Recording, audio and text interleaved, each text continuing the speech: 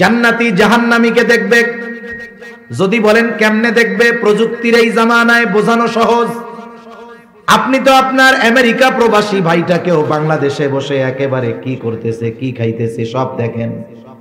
যে আল্লাহ মানুষকে এই বুদ্ধি দিলেন, ওই আল্লাহ জান্নাতীদেরকে জাহান্নামীদেরকে দেখাবেন, এটা আল্লাহর জন্য কোনো ব্যাপারই না।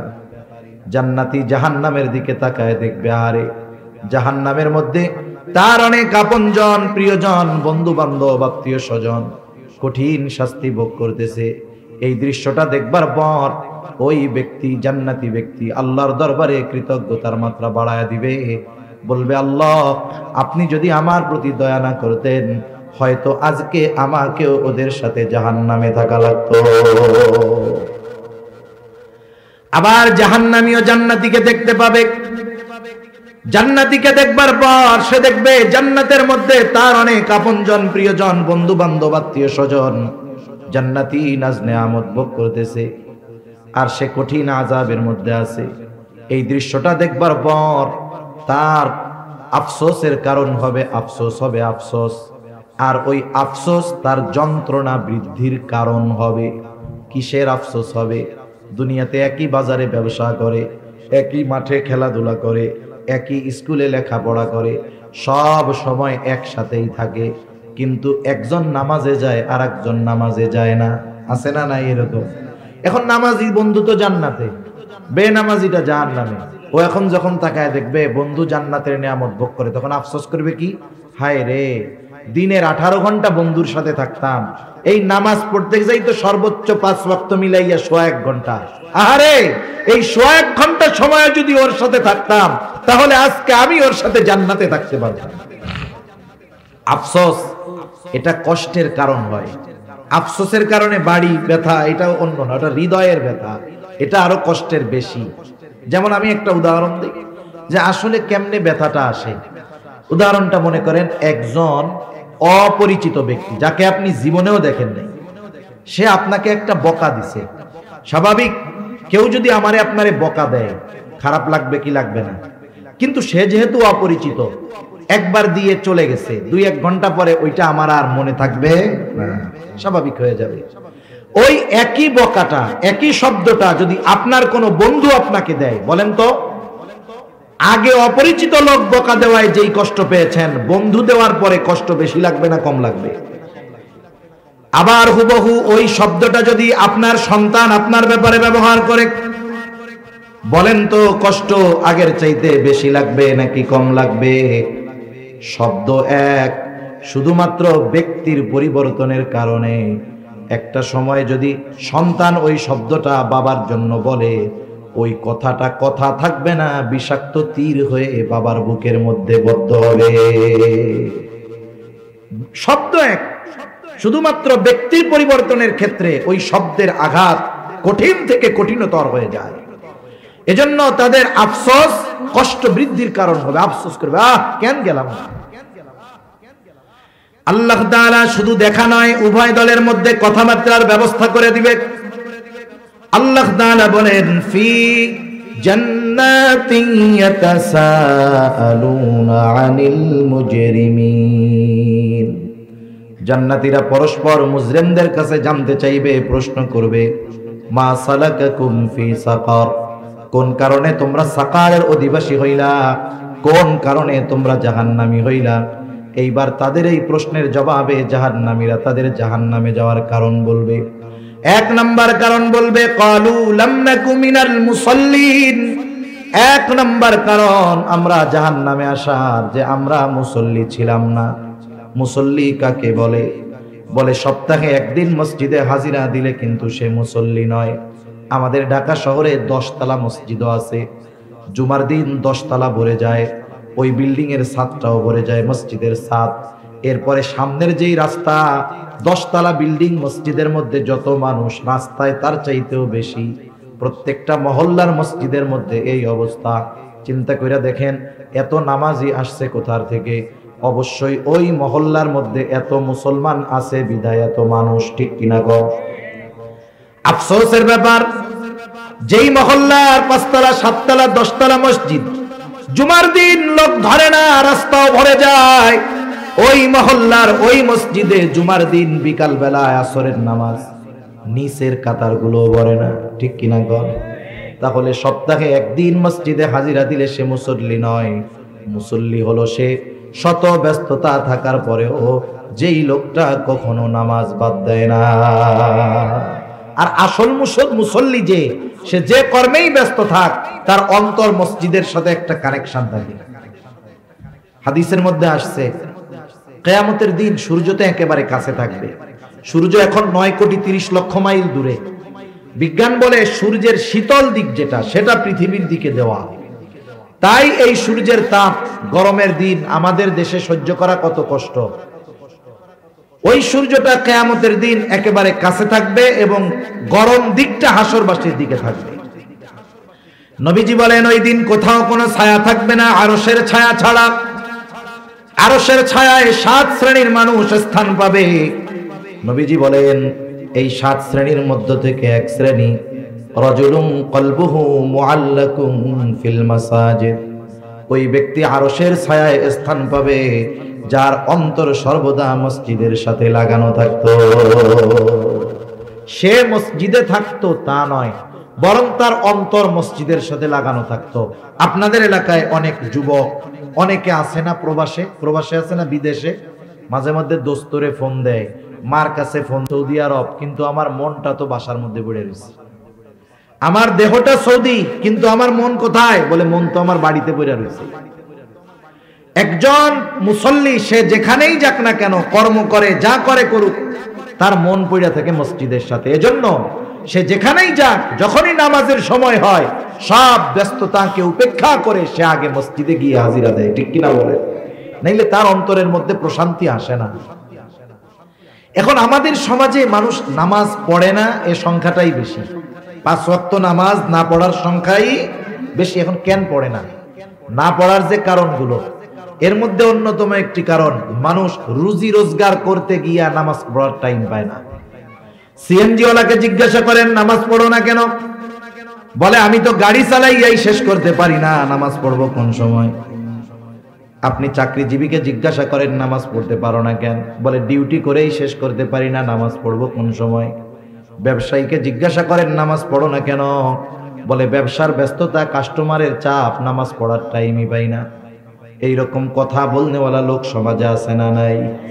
আপনাদের জিজ্ঞাসা করি, এই যে মানুষ কর্ম করে, পরিশ্রম করে, অবশ্যই শখে করে না, করে রিজিকের জন্য, ঠিক কিনা বলে? জীবন উপকরণের জন্য করে। এখন যেই রিজিক উপার্জন করতে গিয়ে নামাজ পড়ার সুযোগ পায় না, টাইম পায় না, একটু বুঝে থাকলে জবান খুলে জবাব দিবেন। বলেন তো, মানুষগুলো যেই রিজিক অর্জন করতে গিয়ে নামাজ পড়ার টাইম পায় না, সেই রিজিকের মালিক কে? আরো জোরে বলেন না কে? তার মানে বোঝা গেল রিজিকের মালিক হলেন আল্লাহ। আমার কর্ম আমাকে রিজিক দেয় না, মূলত রিজিক দেন আল্লাহ। এখন বলেন, রিজিকের মালিক যদি রিজিক পাওয়ার পদ্ধতি বলে দেয়, এর চাইতে উত্তম পদ্ধতি আর কোনটা হতে পারে নাকি? আমরা ইমানদার, আমরা শুধু কর্মের উপরে ডিপেন্ড করব না। শুধু কর্মের উপরে ডিপেন্ড করে তাকদীর, ভাগ্যকে অবিশ্বাস যারা করে, এরা যত উন্নত বিশ্বের লোক হোক না কেন, এরা হতাশা, ডিপ্রেশন, টেনশনে ভুগে বেশি। আর ইমানদার যখন চেষ্টা কইরা না পায়, কয় তকদিরে ছিল না, পাই নাই, সব শেষ, টেনশন সব কি মুহূর্তের ভিতরে শেষ। এখন রিজিকের মালিক আল্লাহ, আমার কর্ম আমাকে রিজিক দেয় না, রিজিকের মালিক আল্লাহ, আল্লাহ তাআলাই রিজিক দেন। মনে রাখবেন, আমরা আমরা আমরা আমাদের কর্মের মাধ্যমে কিছু পাইতে পারি, কিন্তু ওটার মধ্যে বরকত থাকবে না। কিন্তু আল্লাহ তাআলা যদি দেন, তার শর্ত ঠিক যদি রাখি আমরা, আল্লাহর পক্ষ থেকে যেই রিজিক আসবে, ওটা যদি অল্প হয়, ওর মধ্যে বরকত থাকবে, ঠিক কিনা বলেন? এখন আসেন, রিজিকের মালিক রিজিক পাওয়ার পদ্ধতি কি বলেছেন? আল্লাহ তাআলা বলেন, ওয়া'মুর আখলাকা বিস-সালাতি ওয়াসতাবির আলাইহা লা নাসআলুকা রিজকা। আল্লাহ রাব্বুল আলামিন বলেন, ওয়া'মুর আখলাকা বিস-সালাতি ওয়াসতাবির আলাইহা। আল্লাহ তাআলা বলেন, তুমি তোমার অধীনস্থদেরকে নামাজের আদেশ করো, তুমিও তার উপরে অটল থাকো। আমি যদি আল্লাহর পক্ষ থেকে আল্লাহর পক্ষ থেকে যদি বরকতময় রিজিক আশা করি, তাহলে 1 নাম্বার, আমাকে তো নামাজি হতেই হবে, ঘরের মানুষদেরকেও নামাজি বানাতে হবে। ওয়ামুর আহলাকা বিসসালাহ, মনে রাখবেন আপনি একা নামাজি, তাহাজ্জুদ, আওয়াবিন, ইশরাক বাদ দেন না, কিন্তু আপনার ঘরের ছেলেটা নামাজ পড়ে না, আপনার মেয়েটা নামাজ পড়ে না, আপনার স্ত্রী নামাজ পড়ে না, আপনি দ্বীনের উপরে চলেন কিন্তু আপনার পরিবার পরিজন দ্বীনের উপরে চলে না, মনে রাখবেন আপনার অধীনস্থ মানুষগুলো বদ্দিন হওয়ার কারণে আল্লাহ তাআলা আপনার রিজিককে সংকুচিত করে দিবে। এজন্য আপনার রিজিকে বরকত আসার অন্যতম মাধ্যম আপনার পরিবারও দিনদার হতে হবে। অনেক মানুষ আছে মাঝে মধ্যে আমাদের সাথে মেসেজ দেয়, ফোন দেয়, প্রবাস থেকে দেয় যে হুজুর এত ইনকাম করি বরকত নাই। তা আমি আবার মাঝে মধ্যে জিজ্ঞাসা করি, প্রবাসে যারা থাকে এদের 3টা রোগ বেশি থাকে। কয়টা রোগ? একটা হলো জুয়া খেলার রোগ, 2 নাম্বার হলো মদ পান করার রোগ, নেশার রোগ, 3 নাম্বার হলো নারী গঠিত রোগ। সমস্যা আছে এইগুলা? বলে হুজুর আল্লাহর কসম এগুলা কোনো কিছু নেই, বিড়ি সিগারেটও খাই না, নামাজ কালাম ঠিক মতো পড়ে না, পড়ি হুজুর, ডিউটি করি, নামাজ কালাম পড়ি, বিশ্রাম নেই, আপনাদের ওয়াজ নসিহত শুনি, এতটুকু শেষ। আমি আবার কয়েকজনকে জিজ্ঞাসা করেছি আপনার তো সব ঠিক আছে, তা ঘরের অবস্থা কি, বাড়ির অবস্থা কি? বলে হুজুর এ কথা আর বললেন না, বেতন পাঠাইতে দেরি, মার্কেটে যাইতে দেরি হবে না, এত ফোন দিয়ে বিদেশের থেকে আমি জাগাই ফজরের নামাজের জন্য, পড়ে না, ছেলেটা কথা শুনে না, মেয়েটা নামাজ পড়ে না। আমি কয়েকজনরে এরকম বলছি, ভাই আপনি তো ছিদ্র কলসে পানি ঢালতেছেন, কিয়ামত পর্যন্ত হায়াত পাবেন, ঢালতে থাকবেন, কিন্তু কখনো ভর্তি হবে না। আল্লাহ সুবহানাহু ওয়া তাআলা হাদিসে কুদসির ভিতরে বলেন, বনি আদমের প্রত্যেকটা আমল তার জন্য, রোজাটা ছাড়া। তাইলে রোজা কার জন্য? আল্লাহ তাআলা এরপরে বলেন, আস-সাওমু লি ওয়া আনা আজজি বি, রোজা আমার জন্য আর এই রোজার প্রতিদান আমি আল্লাহই তাকে দিব। সুবহানাল্লাহ। এখন বলেন তো, জান্নাত জাহান্নাম গোটা সৃষ্টি জগতের মালিক যদি আমার হয়ে যায়, আমি যদি তার হয়ে যাই, তাহলে জান্নাতের আর কোনো টেনশন আছে? জান্নাত নিয়ে কেন টেনশন থাকবে? জান্নাতের মালিক যদি আমাকে আপনাকে মহব্বত করে ভালোবাসে, তাইলে জান্নাত নিয়ে আর কোনো টেনশন নাই। এজন্য আপনাদের মদুনাঘাট মাদ্রাসার হযরত খুবই গুরুত্বপূর্ণ কথা বলেছেন। আলোচনার মধ্যে এটাও বলছেন যে রোজা রেখে আমাদের জবানটাকে হেফাজত করতে হবে, কারণ অধিকাংশ ক্ষেত্রে আমরা রোজা রাখি, সাথে আবার গুনাহও করি। রোজা রেখে যখন গুনাহ করা হয়, রোজার কারণে যেই সমস্ত ফজিলতের কথা হাদিসের মধ্যে আসছে, সে ফজিলতগুলো থেকে বঞ্চিত হয়ে যায়। একটা উদাহরণ দিয়ে আমি যে আয়াতগুলো তিলাওয়াত করেছি, উক্ত আয়াতের আলোকে আলোচনার দিকে আমি চলে যাব। 2টা ছেলে, 2টা ছাত্র, দুইজনই পরীক্ষায় পাশ করেছে। পাশের মার্ক কত? বলে 33 পাইলেও পাস, 100-তে 100 পাইলেও পাস। এখন দুইজনই পাশ করছে। একজন জিজ্ঞাসা করতেছে, মুরব্বী তোমার ফলাফল কি? বলে আমি পাশ করছি। তা পাশ করছো, 100-তে কত পাইছো? বলে 33 পাইছি। 100-তে কত পেয়েছে? 33।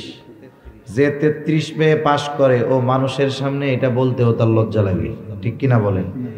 যদিও সে ফেল যায় নাই, কিন্তু পাশ যা করছে, ওই পাশের কথা বলতে কি লাগে? লজ্জা লাগে। আর একজনকে জিজ্ঞাসা করতেছে, তোমার ফলাফল কি? বলে পাস। তুমি কত পাইছো? বলে আমি 100-তে 100 পাইছি। এখন বলেন তো, দুইজনেরই ফলাফল পাস, কিন্তু দুইজনের মধ্যে পার্থক্য আছে না নাই? একজন যখন সারাদিন না খেয়ে থাকলো, পানাহার করলো না, স্ত্রীর কাছে গেল না, এই ব্যক্তি সেও পাশ করলো, তবে তার শুধু ফরজটা আদায় হইল, 33 পেয়ে পাশ করার মতো। গুনাহ করার কারণে রোজার যত ফজিলতের কথা আছে সবগুলো থেকে সে বঞ্চিত হবে, তবে তার ফরজ আদায় হয়ে যাবে। কিন্তু যেই ব্যক্তি রোজা থাকার সাথে সাথে নিজেকে পাপাচার থেকে বাঁচাবে, জবানের গোনা, চোখের গোনা, হাতের গোনা, পায়ের গোনা, ফেসবুক, মোবাইল, ইন্টারনেটের গোনা, সবগুলো থেকে যখন নিজেকে বাঁচাবে, ও পাস, তবে 100-তে 100 পেয়ে পাস। যারা শিক্ষার্থী জিজ্ঞাসা করবেন, তুমি কি 33 পাইয়া পাস করতে চাও না 100-তে 100 পাইতে চাও? সবাই বলবে আমি 100-তে 100 চাই, ঠিক কিনা বলেন?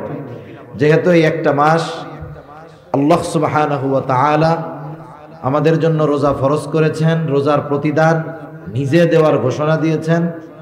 যদি আল্লাহ তাআলার পক্ষ থেকে ওই রকম প্রতিদান আমরা আশা করি, তাহলে অবশ্যই অবশ্যই আমাদের সিয়ামকে পাপাচার থেকে মুক্ত রাখতে হবে।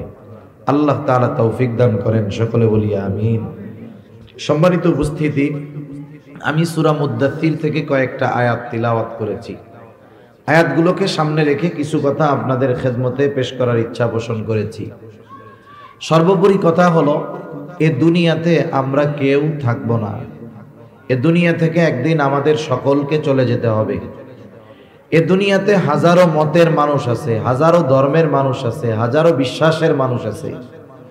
এ দুনিয়াতে একদল মানুষ আছে যারা স্রষ্টাকেই অবিশ্বাস করে, আছে না নাই? আল্লাহ তাআলাকে মানে না, বলে স্রষ্টা বলে কিছুই নাই।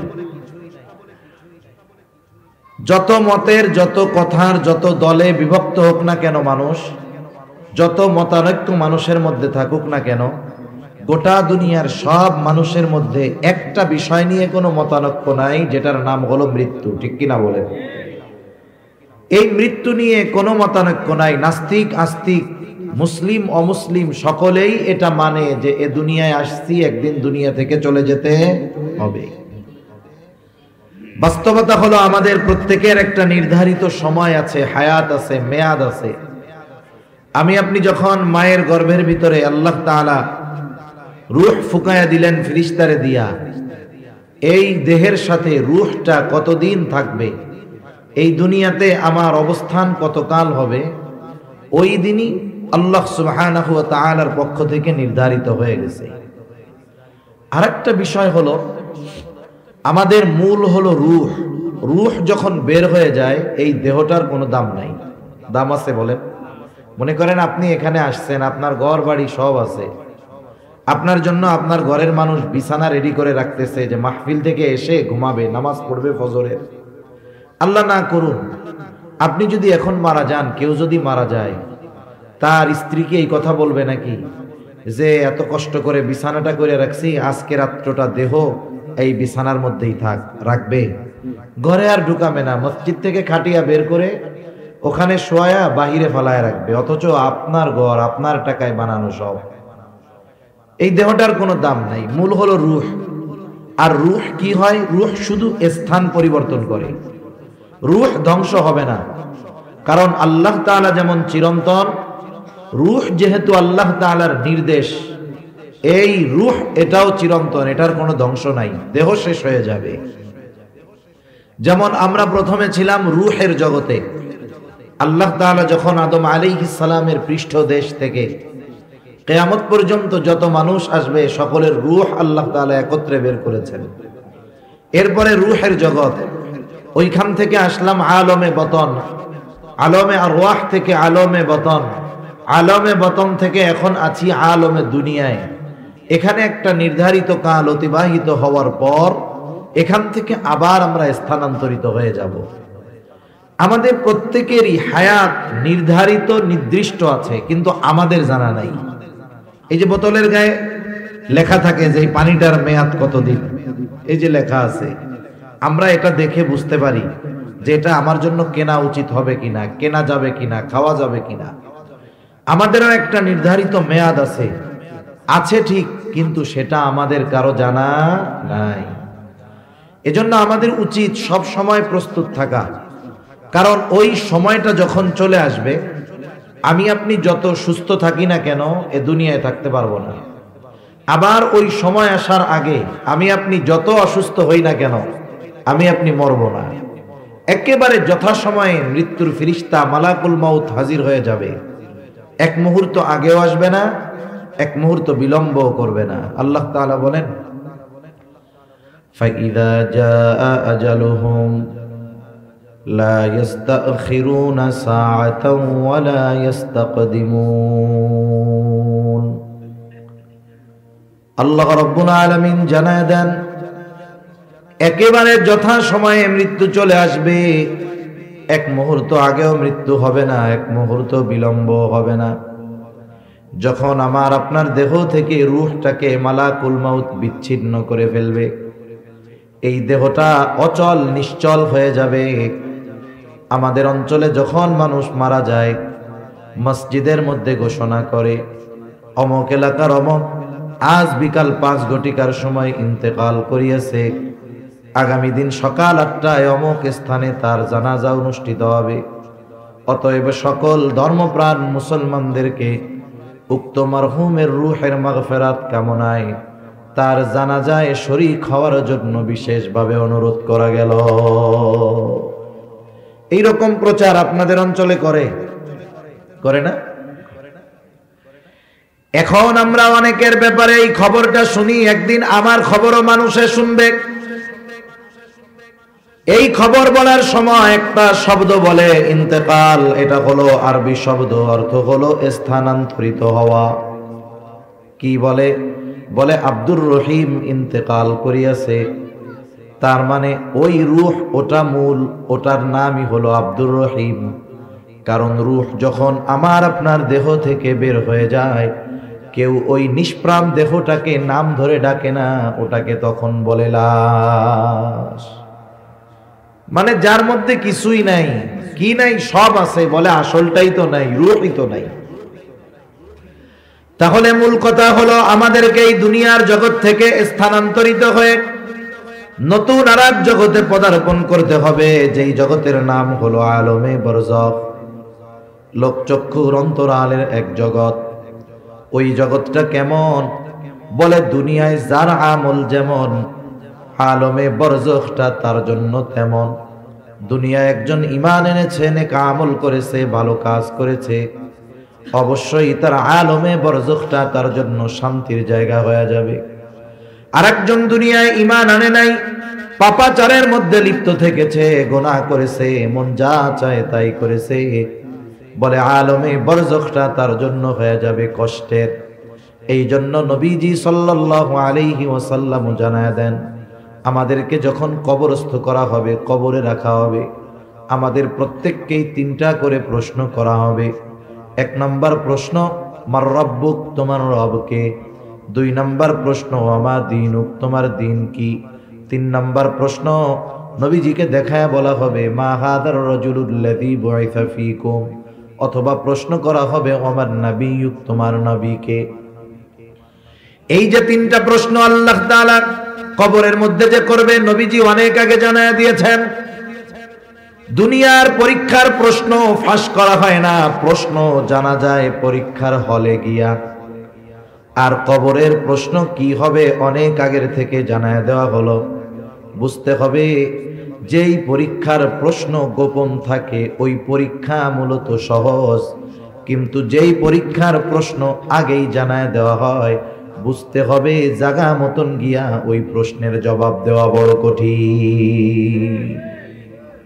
আমরা যদি মনে করি যে প্রশ্ন তো জানি, 3 প্রশ্নের উত্তর মুখস্থ করে যাব, ফিরিস্তা আইসা জিজ্ঞাসা করার আগেই কইয়া দিব যে তুমি কি কি জিজ্ঞাসা করবা জানি, এই জবাব, কাজ হবে? দুনিয়ার প্রশ্ন মুখস্থ পড়ার সাথে জবাব দেওয়ার সম্পর্ক। দুনিয়ার পরীক্ষার হলের প্রশ্নের জবাব দেওয়ার জন্য লেখাপড়া করা লাগবে, লেখাপড়া মুখস্থ না করলে জবাব দিতে পারবে না। কিন্তু কবরের 3 প্রশ্নের সাথে মুখস্থ লেখাপড়ার কোনো সংযোগ নাই। কবরের 3 প্রশ্নের জবাবের সাথে সম্পর্ক হলো আমলের সাথে। যখন কোনো মানুষ এই 3 প্রশ্নের আলোকে আমল করবে, এই 3 প্রশ্নের ব্যাপার যদি তার কোনোদিন নাও শুনে, নাও জানে, কবরে গিয়াও যদি প্রথম জানে যে এই 3 প্রশ্ন, জবাব দিয়ে দিতে পারবে। তাহলে 1 নম্বর প্রশ্ন, আমার রব্বুক, তোমার রবকে। জবাব হলো আল্লাহ। এটা মুখস্থ করলেই দেওয়া যাবে না। একটা ব্যক্তি যখন পরিপূর্ণ রবের দাসত্ব করবে, রবের হুকুম আহকাম মেনে চলবে, রবের আদেশের সামনে নিজেকে নত করে দিবে, ওই ব্যক্তি কবরে গিয়ে যখনই প্রশ্ন করবে তোমার রবকে, দুনিয়ার জগতে যেই রবের গোলামি করছে তার জবাব দিতে আর কষ্ট হবে না। সে তার সাথে সাথে জবাবে বলবে আমার রব হলো আল্লাহ। 2 নাম্বার প্রশ্ন করবে তোমার দিন কি, তোমার জীবন ব্যবস্থা কি, তুমি যে দুনিয়ার হায়াত অতিবাহিত করেছো, কোন দর্শনের মতাদর্শের আলোকে তুমি তোমার জীবনকে পরিচালিত করেছো? একটা মানুষ যদি ইসলামের উপরে নিজেকে পরিচালিত করে, তাহলে লোকটা সহসাই জবাব দিবে আমার দিন হলো ইসলাম।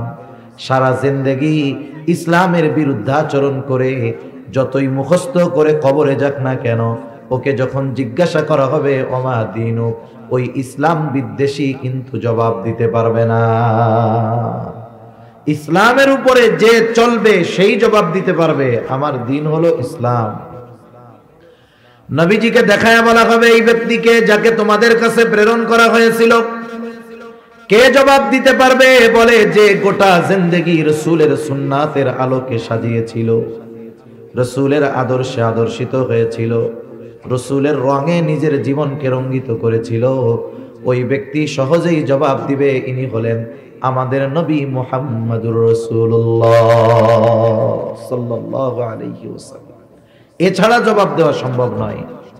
এখন যে এই তিন বিষয়ের উপরে আমল করছে, আল্লাহ তাআলার দাসত্ব ঠিকমতো করছে, জীবনটাকে ইসলামের উপরে সাজাইছে, নবীজির সুন্নাতের আলোকে জীবন চালিয়েছে, তাকে প্রশ্ন করা হলো, সে জবাব দিয়ে দিল। বলেন পরীক্ষায় পাস না ফেল? জোরে বলেন, পাস না ফেল? পাস। এইবার আল্লাহর পক্ষ থেকে ঘোষণা আসবে, সাদাকা আবদি, সাদাকা আবদি, ফাফরিশুহু মিনাল জান্নাহ ওয়ালবিসুহু মিনাল জান্নাহ ওয়াফতাহু লাহু বাবান ইলাল জান্নাহ। আল্লাহর পক্ষ থেকে ঘোষণা আসবে, আমার বান্দা সত্য বলেছে, ফাফরিশুহু মিনাল জান্নাহ, তার কবরের মধ্যে জান্নাতি বিছানা এনে বিছায়া দাও। ওয়ালবিসুহু মিনাল জান্নাহ, তাকে জান্নাতি পোশাক এনে পরায় দাও। ওয়াফতাহু লাহু বাবান ইলাল জান্নাহ, তার কবরের সাথে জান্নাতের সাথে একটা দরজা খুলে দাও। ফেরেশতারা বলবে তুমি ঘুমাও, যেমন কইরা নতুন দুলা ঘুমায়। নতুন জামাই যখন কারো বাড়ি আসে, যখন ঘুমায়, শাশুড়ি কেউ যদি দেখতে আসে জামাইরে, শাশুড়ি কি বলে, ঘুমাইতেছে ঘুমাইতেছে, এরকম বলে না? এখন না, পরে এসো ঘুমাইতেছে। কেউ তারে ডিস্টার্ব করবে না, তুমি আরামসে ঘুমাও। আবার যে এই তিন প্রশ্নের জবাব দিতে পারবে না, তার ব্যাপারে ঘোষণা আসবে, কাযাবা আবদি, কাযাবা আবদি, ফাফরিশুহু মিনান নার ওয়ালবিসুহু মিনান নার ওয়াফতাহু লাহু বাবান ইলান নার। এ বান্দা মিথ্যা বলতেছে, জবাব দিতে পারে নাই। সব প্রশ্নের জবাবে বলবে লা আদ্রি, আমি কিছুই জানি না, পরীক্ষায় ফেল। বলবে জাহান্নাম থেকে আগুনের বিছানা এনে বিছায়া দাও, জাহান্নাম থেকে আগুনের পোশাক এনে একে পরায়া দাও, জাহান্নামের সাথে তার কবরের সাথে একটা দরজা খুলে দাও। কত কষ্ট হবে ওই কবরের মধ্যে, আলমে বরজখে আযাবে থাকবে। আযাবের তীব্রতা এতটা বেশি হবে, ও মনে করবে এটাই মনে হয় জাহান্নাম। কারণ ওই রকম শাস্তি, আযাব কেউ কোনোদিন দেখে নাই। ফেরেশতারা তখন তাকে জানাবে, না, এটা জাহান্নাম নয়, বরং তোমার জন্য এর চাইতে কল্পনাতীত শাস্তি আল্লাহ তাআলা কিয়ামতের পরে তোমার জন্য প্রস্তুত করে রাখছে। ওইখানে তোমাকে অনন্তকাল থাকতে হবে। অবস্থাটা কি দেখেন, সে যেই আযাবে আছে আলমে বরজখে, মনে করবে এটাই মনে হয় জাহান্নাম। কিন্তু যখন আসল জাহান্নামের খবরটা শুনবে, দেখে নাই, শুধু ফেরেশতাদের কাছে শুনে এতটা ভীত সন্ত্রস্ত হয়ে যাবে, সে আল্লাহর কাছে বলতে থাকবে, আল্লাহ, কিয়ামত যেন কখনোই কায়েম না হয়। কারণ আমি আপনি যখন একটা কষ্টের মধ্যে থাকি, এর চাইতে বহুগুণ বেশি কষ্ট যখন সামনে আসে, বর্তমান যেই কষ্টটা আছে, সামনের ভয়াবহ কষ্টের কথা চিন্তা করে এটাকে স্বাভাবিক মনে হয়। ওই কষ্টের কথা শুনেই তারা মনে করবে ভালো আছি, এজন্য আল্লাহর কাছে বলবে কিয়ামত কায়েম করেন না। আবার যার কবরটা জান্নাতের বাগান হবে, রাউদাতুম মিন রিয়াদিল জান্নাহ, ও মনে করবে এটাই মনে হয় জান্নাত। কিন্তু ফেরেশতারা তাকে জানাবে, না না, এটা জান্নাতের নেয়ামতের তুলনায় এটা কোনো কিছুই না। তোমার জন্য আল্লাহ তাআলা কল্পনাতীত জান্নাত তৈরি করে রাখছে। সেই জান্নাতের খবর আল্লাহ তাআলা দেন। জান্নাত কেমন? বলে আ'আদতু লিইবাদিস সালিহিন মা লা আইনুন রাআত ওয়ালা উযুনুন সামিআত ওয়ালা খাতারা আলা কলবি বাশার। আল্লাহ তাআলা জানায় দেন তিনি তার বান্দাদের জন্য, নেককার বান্দাদের জন্য এমন জান্নাত প্রস্তুত করে রেখেছেন মা লা আইনুন রাআত, দুনিয়ার কোন চোখ এটা দেখে নাই, ওয়ালা উযুনুন সামিআত, ওই জান্নাতের প্রকৃত নিয়ামতের কথা দুনিয়ার কোন কান শুনে নাই, ওয়ালা খাতারা আলা কলবি বাশার, ওই জান্নাতের নিয়ামত প্রকৃত পক্ষে কেমন হতে পারে দুনিয়ার কোন মানুষের অন্তর এটা কল্পনাও করতে পারে না। সুবহানাল্লাহ। কি আছে জান্নাতের মধ্যে? আল্লাহ তাআলা বলেন জান্নাতের মধ্যে কি আছে? বলে ওয়ালাকুম ফিহা মা তাশতাহি আনফুসুকুম, মন যা চায় জান্নাতের মধ্যে তাই আছে। দুনিয়াতে কিন্তু অনেক কিছু আমাদের মন চায় কিন্তু দুনিয়ায় পাওয়া যায় না, ওইটাও জান্নাতে আছে। জান্নাতে গিয়া নতুন কইরা আরো যা মন চাবে তাও আল্লাহ তাআলা জান্নাতে রাখছে। যেমন দুনিয়ায় কত কিছু মন চায়, বলেন তো দুনিয়াতে কেউ কি বুড়া হইতে চায় নাকি? বৃদ্ধ হইতে চায়? কেউ চায় না, অধিকাংশ মানুষ চায় না। দেখবেন সেলুনে গেলে অনেক সময় দেখা যায় বুড়া মানুষ দাড়ি চুল পাইকে গেছে, যে চুল কাটে ওরে বলে তুই কি কলপ লাগাস রে, কয়দিন পরেই আবার সাদা হয়ে যায়। এমন কলপ দিবি জানি একটাও পাকা চুল না দেখা যায়। এখন একজন তার সাদা দাড়িকে কালো করতে চায় কেন? কারণ সাদা থাকলে তো মুরব্বি মুরব্বি লাগে, কালো যদি হয় তাহলে একটু জোয়ান জোয়ান লাগবে, তাই না? তাহলে দুনিয়াতে কেউ বৃদ্ধ হতে চায় না, কিন্তু বাস্তবতা হলো সময়ের সাথে সাথে একটা সময় বৃদ্ধ হয়ে যেতে হয়, যৌবন থাকে না। তাহলে দুনিয়াতে মন চায় যে আমি বুড়া হব না, যুবক থাকবো। বলে দুনিয়াতে মন চায়, তবে দুনিয়ায় সম্ভব নয়। জান্নাতে যে ঢুকবে সে চিরন্তন যুবক হয়ে ঢুকবে, কখনো সে বুড়া হবে না। 33 বছরের টকবগে যুবক থাকবে, কখনো কি হবে না? বুড়া হবে না। আবার দুনিয়াতে কেউ অসুস্থ হতে চায় না, মন চায় ঠিক, তবে কোনো না কোনো কারণে নিজের অজান্তে অসুস্থ হয়ে যেতেই হয়। বার্ধক্যকালে যত সুস্থ মানুষ হোক, বিভিন্ন অসুস্থতা এসে তাকে গ্রাস করে বসে। অনেক সময় যুবক মানুষ অসুস্থ হয়ে যায়। তাহলে দুনিয়ায় মন চায় চির সুস্থতা, কিন্তু দুনিয়ায় সম্ভব নয়। বলে জান্নাতে যে যাবে, একবার যখন ঢুকবে আর কোনোদিন সে অসুস্থ হবে না। এক কথায় দুনিয়ায় আপনার কত কিছু মনে চাইতে পারে, যা মন চায় সব জান্নাতে পাওয়া যাবে। আবার জান্নাতে গিয়ে নতুন করে যদি কিছু মনে চায় সেটাও আল্লাহ তাআলা দিবে। সুবহানাল্লাহ বলেন। তাহলে যার কবরটা জান্নাতের বাগান, ও মনে করবে এটাই জান্নাত। যখন তাকে বলা হবে এর চাইতে কল্পনাতীত নিয়ামত তোমার জন্য প্রস্তুত করে রাখা হয়েছে, যেটা তুমি কিয়ামতের পরে পাবা, এইবার যখন ওই নিয়ামতের কথা শুনবে, সে আল্লাহর কাছে ফরিয়াদ করবে, বলবে আল্লাহ যথা দ্রুত সম্ভব আপনি কিয়ামত কায়েম করেন, আমি আমার অনন্তকালের চূড়ান্ত বাসস্থানে যেতে চাই। কারণ যখন এটারে সবচেয়ে ভালো মনে করছে, যখন এইটার চাইতে আরো বেশি ভালোর খবর শুনছে, এখন তর সয় না, আল্লাহ তাড়াতাড়ি আপনি কিয়ামত দেন যাতে করে আমি আমার আসল বাসস্থানে যেতে পারি। এখন আমাদের সবাইকে এই আলমে বরজখে যাওয়া লাগবেই, কোনো সন্দেহ নেই। আমাদের সকলকে দীর্ঘকাল এই আলমে বরজখের বাসিন্দা হতেই হবে। আলমে বরজখে আমাদের থাকতে হবে দীর্ঘকাল, তবে অনন্তকাল নয়। সর্বশেষ যেই ব্যক্তি দুনিয়া থেকে ইন্তেকাল করবে, স্থানান্তরিত হবে, সেও কমপক্ষে 40,000 বছর আলমে বরজখের বাসিন্দা থাকবে। আল্লাহ সুবহানাহু ওয়া তাআলা ইসরাফিল আলাইহিস সালামকে সিংহায় ফুৎকারের আদেশ দিবেন। প্রথমবার সিংহায় ফুৎকারের মাধ্যমে এ দুনিয়া থেকে মানব সভ্যতার ইতি ঘটবে।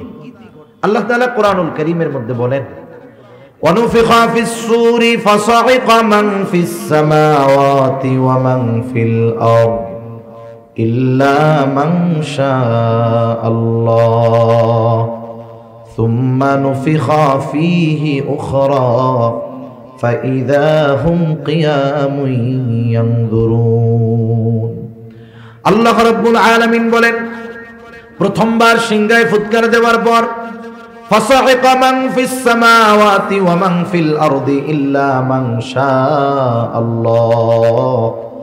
আল্লাহ তাআলা যেগুলো চান সেগুলো ছাড়া যত প্রাণী আছে, যত প্রাণ আছে, যত মানুষ আছে, সিংহায় ফুৎকারের আওয়াজটা এত বিকট হবে যে সব প্রাণী অজ্ঞান হয়ে যাবে। মুফাসসিরিন ইকরাম বলেন, প্রথমে অজ্ঞান হবে, এরপরে সবার মৃত্যু ঘটবে, এর মাধ্যমে সর্বশেষ মানুষটাও আলমে বরজখের বাসিন্দা হয়ে যাবে। এরপরে পুনরায় আবার সিংহায় ফুৎকার দেওয়া হবে। মুফাসসিরিন ইকরাম বলেন, দুই সিংহায় ফুৎকারের মাঝে ব্যবধান হলো কমপক্ষে 40,000 বছর। এই হিসাবে যেই মানুষটা সর্বশেষ দুনিয়া থেকে বিদায় নিবে ও কমপক্ষে 40,000 বছর আলমে বরজখে থাকবে। আল্লাহ তাআলা এরপরে বলেন, সুম্মা নুফিখা ফীহি উখরা ফাইযা হুম কিয়ামুন ইয়ানজুরুন। আবার যখন সিংহায় ফুৎকার দেওয়া হবে, প্রত্যেকের অবস্থান স্থল থেকে উঠে দাঁড়ায়া যাবে, প্রত্যেকে উঠে দেখতে থাকবে কি হচ্ছে এগুলো। শুধু তাই না, আল্লাহ তাআলা কোরআনুল কারীমের সূরা ইয়াসিনের মধ্যে বলেন, ওয়ানুফিখা ফিস সূরি ফাইযা হুম মিনাল আজদাসি ইলা রাব্বিহিম ইয়ানসিলুন। এখানে দ্বিতীয়বার সিংহায় ফুৎকার উদ্দেশ্য, সিংহায় ফুৎকার দেওয়ার পর প্রত্যেকে তার অবস্থান স্থল থেকে উঠে যাবে, ইলা রাব্বিহিম ইয়ানসিলুন, প্রত্যেকেই তার রবের দিকে ছুটতে থাকবে। ওইখানে বলা হইল উইঠা তাকাইতে থাকবে।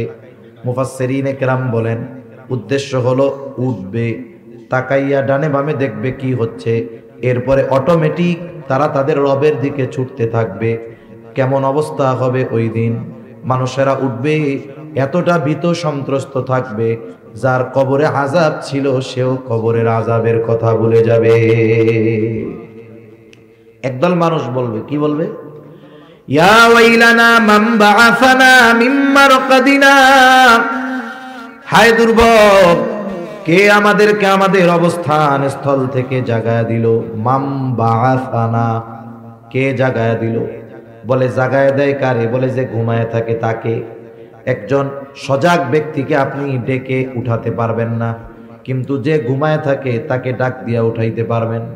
ওই মানুষগুলো বলবে, কে আমাদেরকে জাগায়া দিল, কে আমাদেরকে উঠায়া দিল? অথচ ছিল আযাবে, এখন বলতেছে উঠায়া দিল কে? তার মানে হাসরের ময়দানে উঠবার পর অবস্থা দেখে এতটা ভীত সন্ত্রস্ত তারা হবে, যাদের কবরের মধ্যে আযাব ছিল সেই আযাবের কথা তারা ভুলে যাবে। কেমন অবস্থা হবে? নবীজি সাল্লাল্লাহু আলাইহি ওয়াসাল্লাম বলেন, কিয়ামতের দিন সকলে বিবস্ত্র অবস্থায় উঠবে। আয়েশা সিদ্দিকা রাদিয়াল্লাহু তাআলা আনহা জিজ্ঞাসা করেন, ইয়া রাসূলুল্লাহ, মানুষেরা বিবস্ত্র অবস্থায় উঠবে, নারী পুরুষ সবাই বস্ত্রহীন থাকবে, কেউ কি লজ্জা পাবে না? একজন কি আরেকজনের দিকে তাকাবে না? নবীজি জানায় দেন, আয়েশা, মানুষ এতটা চিন্তিত ভীত সন্ত্রস্ত থাকবে যে একজন আরেকজনের দিকে তাকানোর বিষয়টা চিন্তাও করবে না। কেমন চিন্তাগ্রস্ত থাকবে মানুষ সেই দিন।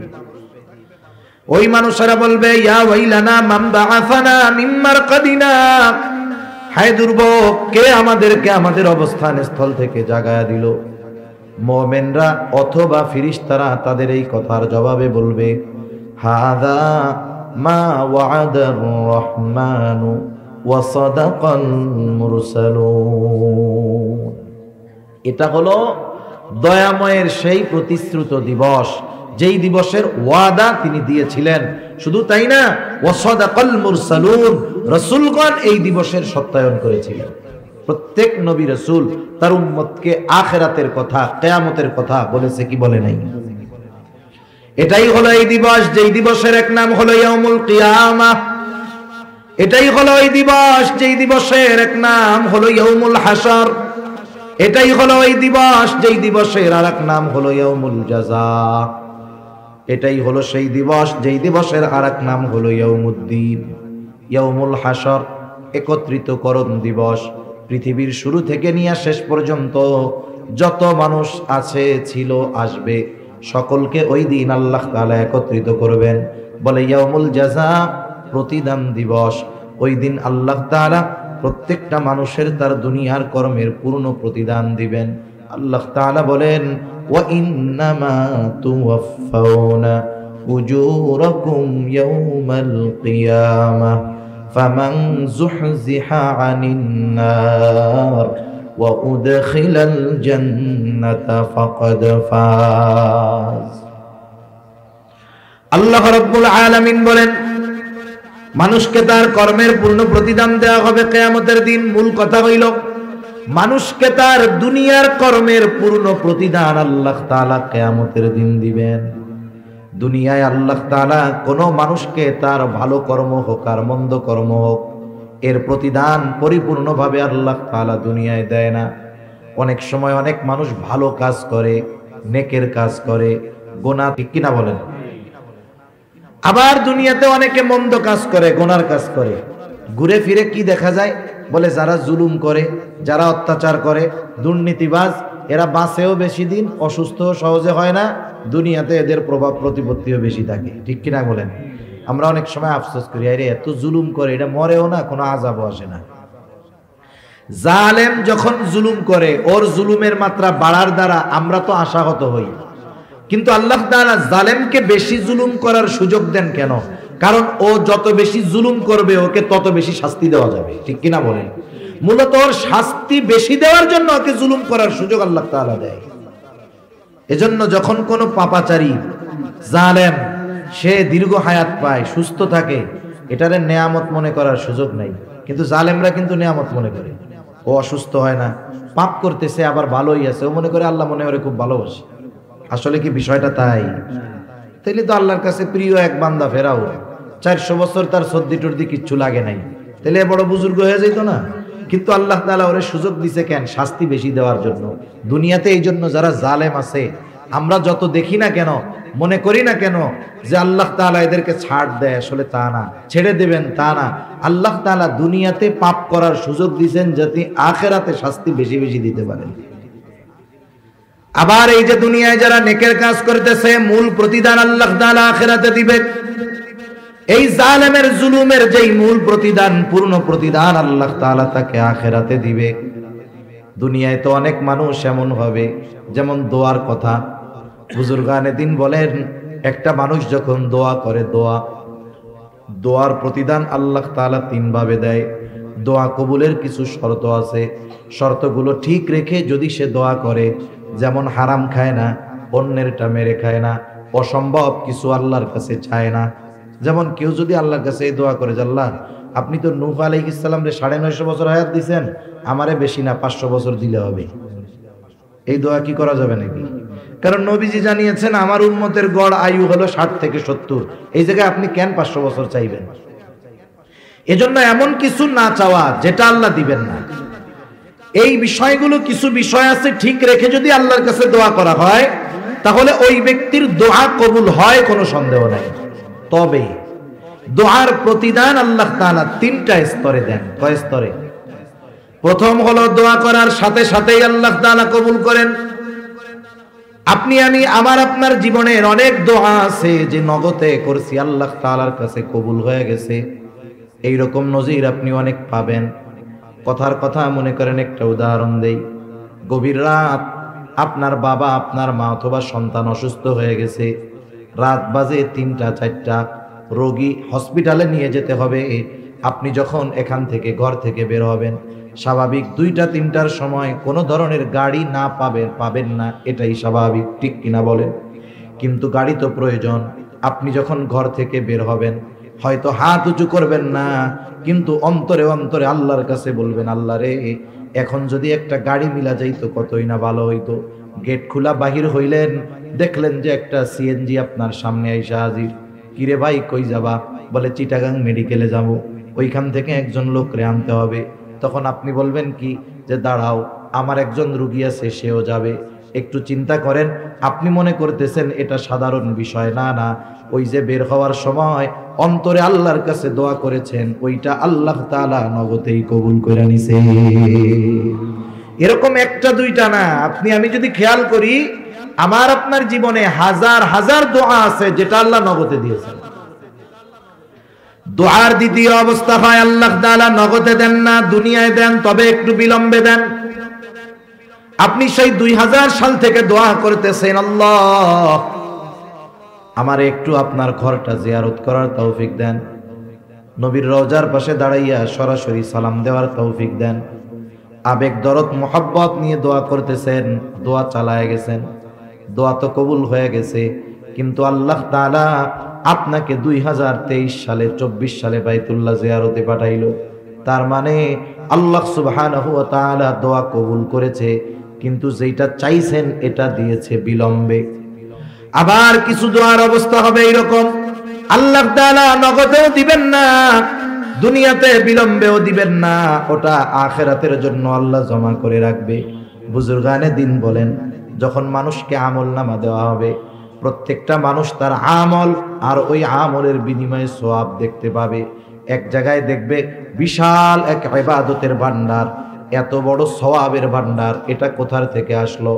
এইবার ওই ব্যক্তি আল্লাহ তাআলার কাছে জানতে চাইবে। আল্লাহ তাআলা বলবে, বান্দা তুমি দুনিয়ায় আমার কাছে দোয়া করদা, আল্লাহ আমারে গাড়ি দেন, আল্লাহ আমারে বাড়ি দেন, আল্লাহ আমারে সম্পদ দেন। আমি আল্লাহ তোমাকে দুনিয়ায় দিতাম না, কারণ তুমি জানো না এগুলো যদি তোমাকে দুনিয়ায় দিতাম এটা তোমার ক্ষতির কারণ হইতো। আমি আল্লাহ তোমাকে ওইগুলা দেই নাই, ওইগুলা দেই নাই, তুমি হতাশ হয়ে গিয়েছিলে বান্দা। আমি আল্লাহ তাআলা তোমার দোয়া কবুল করি নাই, তুমি এটা মনে করতা, কিন্তু তুমি যেগুলো চেয়েছো ওগুলো তোমার জন্য কল্যাণকর ছিল না, বিদায় দুনিয়ায় আমি দেই নাই, কিন্তু দোয়া তো কবুল করছি, ওইগুলার চাইতে আরো ভালো বিনিময় এই নেকি আল্লাহ তোমাকে দিয়ে দিয়েছি।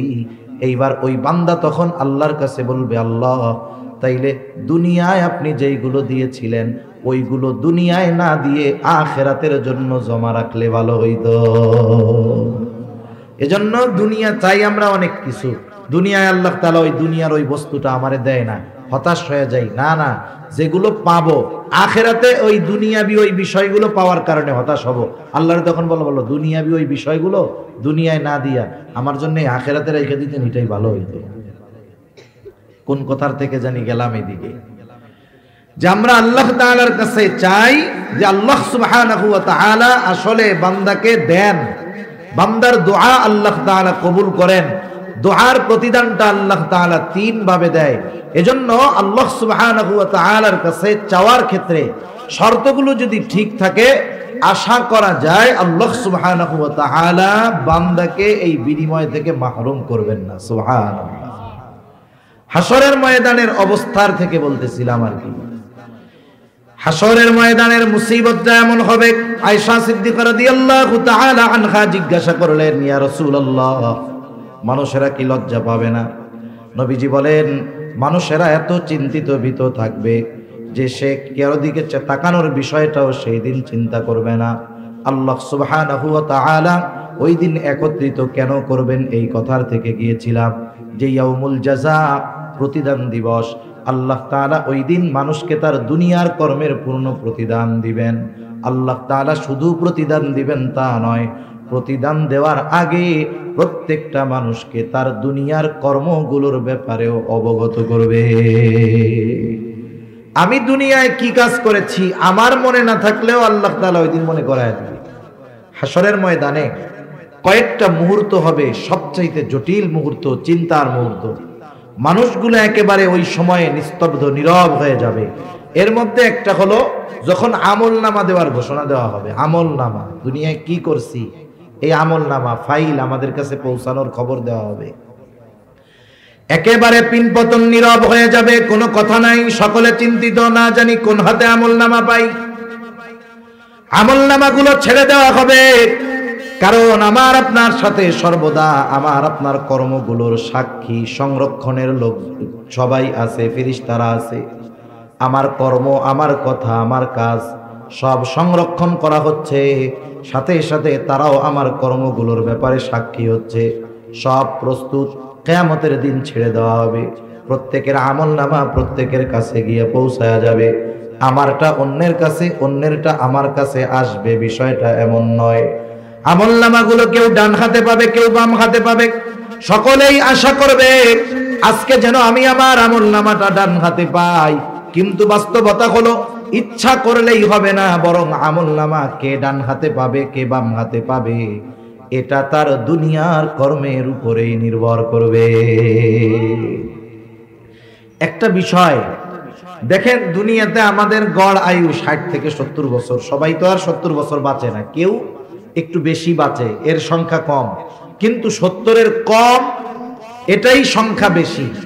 অথচ এই অল্প সময়ে 60-70 বছরের হায়াতটা এত দাম যে এই 60-70 বছরের কর্মের উপরে নির্ভর করতেছে আমার পুরো অনন্তকালের অবস্থা। এজন্য আমরা দুনিয়ার সময়টাকে একেবারে হেলায় খেলায় বিনষ্ট করে ফেলি, এটা কখনোই ঠিক হবে না। এবার আমলনামা যারা ডান হাতে পাবে তারা তো আনন্দিত হয়ে যাবে।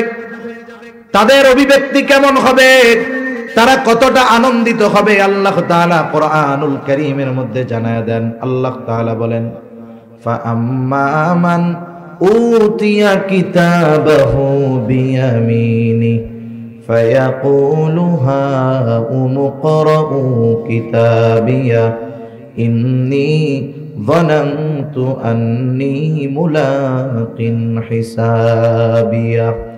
যারা ডান হাতে আমলনামা পাবে ওরা এতটা আনন্দিত হবে, মানুষদেরকে ডেকে ডেকে বলবে, হা উমকরাউ কিতাবিয়া, এই তো আমার কিতাব, এই তো আমার আমলনামা, তোমরা পড়ো আমার কিতাব, পড়ো আমার আমলনামা। আমরা যখন ছোটবেলায় প্রাইমারিতে পড়ছি, আমাদের সময় শুধু পরীক্ষায় কে কোন বিষয়ে কত পাইছে এটা জানানো হতো না, একেবারে খাতা সহ দিয়ে দেওয়া হতো। স্যার বলতো, দেখো কি লেখছো, কোথায় কোথায় ভুল হইছে। আবার বলতো, খাতা বাসায় নিয়ে যাবা, আব্বা আম্মাকে দেখাইয়া সিগনেচার করে আনবা। এখন তো শুধু মার্ক জানায়া দেয়। এখন ইংরেজি বা অঙ্ক খাতা দিল যে 100-তে 100 পাইছে, তার মানে তার অঙ্কে কোনো ভুল হয় নাই। বলেন তো সে খুশি হয় না বেজার হয়? অন্যরাও বলে, দেখি তো দোস্ত তোমার খাতাটা, ও বলে দেখ কত পাইছে, খুশির ঠেলায়, ঠিক না? এখন জিজ্ঞাসা করে, আমরা তো একই লেখাপড়া করছি, তা আমাদের তো 100 মার্কের কমন হয় নাই, তুমি 100 উত্তর কেমনে দিলা? ও বলে, যে শোনো, তোমরা তো রাত্রে ঘুমাই যাইতা, আমি এক্সট্রা ভাবে এই বাকি অঙ্কগুলোও করতাম, ওইগুলোর মধ্যে থেকে এগুলো আসছে, এজন্যই তো আমি 100-তে 100 পাইছি, ঠিক কিনা বলেন? এই যে 100-তে 100 পাইছে, কারণ বলে কি, আমি এক্সট্রা ভাবে লেখাপড়া করেছি। ডান হাতে যে আমলনামা পাবে সেও কেমন যেন ডান হাতে আমলনামা পাবার কারণগুলো বলে দিবে। কি কারণ? বলে, ইন্নী যানানতু আন্নী মুলাকিন হিসাবিয়া। ডান হাতে আমলনামা পাবার কারণ, আমি এই ব্যাপারে দৃঢ় ধারণা রাখতাম, তথা দুনিয়ায় আমি এই ব্যাপারে দৃঢ় বিশ্বাসী ছিলাম, আমাকে আমার কর্মের হিসাবের মুখোমুখি হওয়া লাগবে। আমি দুনিয়াতে এই বিশ্বাসটা অন্তরের মধ্যে দৃঢ়ভাবে ধারণ করেছি যে দুনিয়ায় আমি যেই কর্ম করি না কেন, দুনিয়ার কারো কাছে হয়তো আমার হিসাব দেওয়া লাগবে না, দুনিয়ার আইনের ফাঁক ফকর দিয়ে আমি বের হয়ে যেতে পারবো। আমি একাকী যদি কোনো অন্যায় করি কেউ দেখবে না, দুনিয়ার কারো কাছে আমার হিসাব দেওয়া লাগবে না। কিন্তু আমি এই চিন্তা করতাম, দুনিয়ার কারো কাছে আমার কর্মের হিসাব দেওয়া না লাগুক, আমার আল্লাহর সামনে আমাকে হিসাবের কাঠগড়ায় দাঁড়াতে হবে। একটা জিনিস আমাদের মনে রাখতে হবে, আমাদের দেশে অপরাধ দমন করার জন্য কত বাহিনী আছে না? পুলিশ আছে, র্যাব আছে, বিজিবি আছে, চিতা আছে, কোবরা আছে, তারপরে অন্যান্য কত বাহিনী আছে। আপনারা বলেন তো, বাহিনী, এই আইন শৃঙ্খলা বাহিনীর সংখ্যা দিন দিন বাড়ে না কমে? আইন শৃঙ্খলা রক্ষাকারী বাহিনীর সংখ্যা বাড়ে, সাথে সাথে অপরাধ বাড়ে না কমে? তার মানে বোঝা গেল, দুনিয়ার আইন শৃঙ্খলা বাহিনী একটা মানুষের মধ্যে শৃঙ্খলা আনতে পারে না। দুনিয়ার আইন শৃঙ্খলা বাহিনী কিছু বিষয়ে অপরাধ দমন করতে পারলেও অপরাধ পরিপূর্ণ নির্মূল করতে পারে না। একটা জাতি তখনই পরিপূর্ণ অপরাধ থেকে বাঁচতে পারবে যখন ওই জাতির প্রত্যেকটা মানুষের অন্তরে এই বিশ্বাস হবে যে আমি যেই কর্ম করি না কেন দুনিয়ায় কারো সামনে হিসাব না দেওয়া লাগলেও কার সামনে দিতে হবে।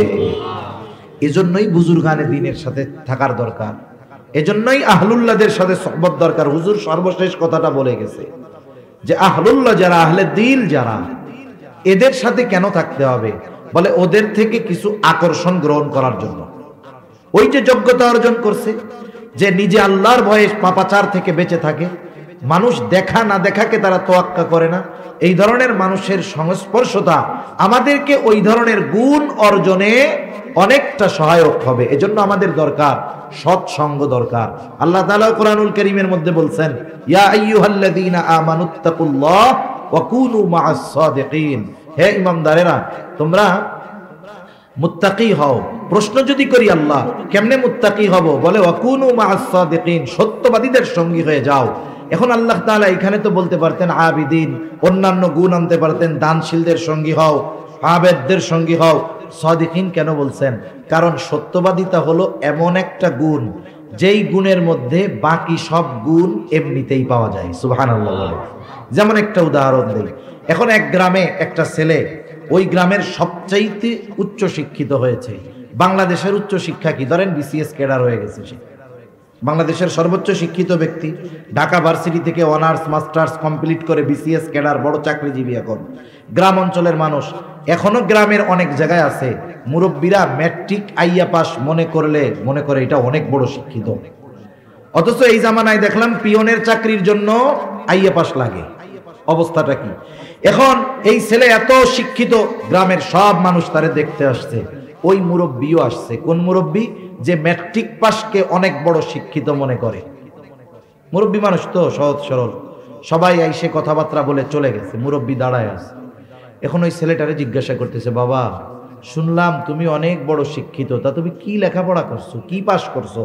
ছেলেটা বলতেছে, চাচা আমি ঢাকা ভার্সিটি থেকে অনার্স মাস্টার্স শেষ করেছি, ফার্স্ট ক্লাস ফার্স্ট, রেজাল্ট খুব ভালো, সাথে সাথে আমি বিসিএস কমপ্লিট করেছি, ক্যাডার, বড় সরকারি চাকরি পেয়েছি। তো এখন মুরব্বী বলতেছে, বাবা বুঝলাম মাস্টার্স করছো, অনার্স মাস্টার্স করছো, বিসিএস ক্যাডার, তা বাবা তুমি কি ম্যাট্রিক পাস করছিলা বাবা? এখন আমারে গন্ধ, সে যদি আইএ পাস করতে চায় তাকে তো আগে ম্যাট্রিক পাস করতে হবে, ঠিক কিনা?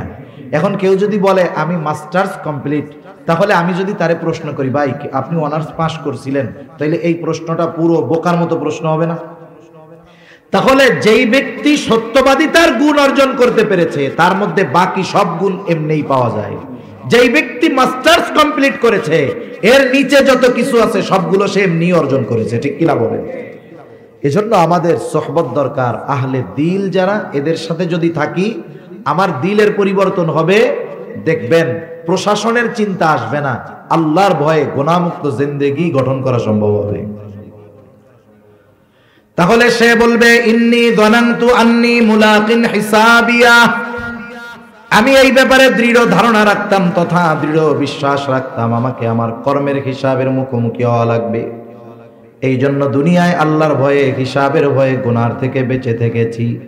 আজকে আমল নামা পেয়ে গেছি ডান হাতে, আর একদল আমল নামা পাবে বাম হাতে। ওই যে পরীক্ষার রেজাল্ট যখন দিত, অন্যান্য বিষয় যেমন তেমন, অনেকে কিন্তু অঙ্কে 2টা ঘোড়ার ডিমও পাইত। 0 100-র মধ্যে 0 পাওয়া যায় যেই সব সাবজেক্টে, এর মধ্যে অন্যতম হলো অঙ্ক। কারণ ওই জায়গায় যোগের জায়গা বিয়োগ হইলেই অঙ্ক শেষ, বাকি লেখা সব বিফল, ঠিক কিনা বলেন? এখন আর একজন মনে করেন 2টা ঘোড়ার ডিম পেয়েছে, ও তো 100-তে 100 পেয়ে আনন্দিত, খাতা অন্যদেরও দেখায়, অন্যরাও দেখে।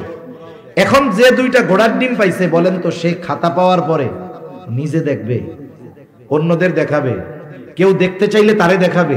ও খাতা আগে ব্যাগের মধ্যে ভরবে, মাথা নিচে করে দিবে, বন্ধু বান্ধবের সামনে লজ্জায় মাথা উঠাবে না।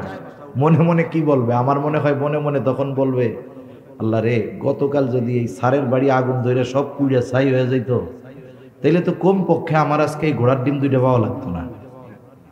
দেখেন সবাই তাকে চিনে, সেও সবাইকে চিনে, কতটা লজ্জিত হবে সে।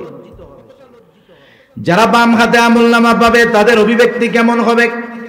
আল্লাহ তাআলা বলেন, ওয়া আম্মা মান উতিয়া কিতাবাহু বিশিমালি فيقول يا ليتني لم أوت كتابيه ولم أدر ما حسابيه يا ليتها كانت القاضية ما أغنى عني ماليه هلك عني سلطانيه। বাম হাতে যে আমলনামা পাবে সে বলবে ইয়া লাইতানি লাম উতা কিতাবিয়া, হায় রে আমি যদি এই কিতাব না পাইতাম কতই না ভালো হতো। ওয়ালাম আদরি মা হিসাবিয়া, আমি যদি এই হিসাবটা না জানতাম কতই না ভালো হতো। ইয়া লাইতাহা কানাতিল কাদিয়া মা আগনা আন্নি মালিয়া হালাকা আন্নি সুলতানিয়া।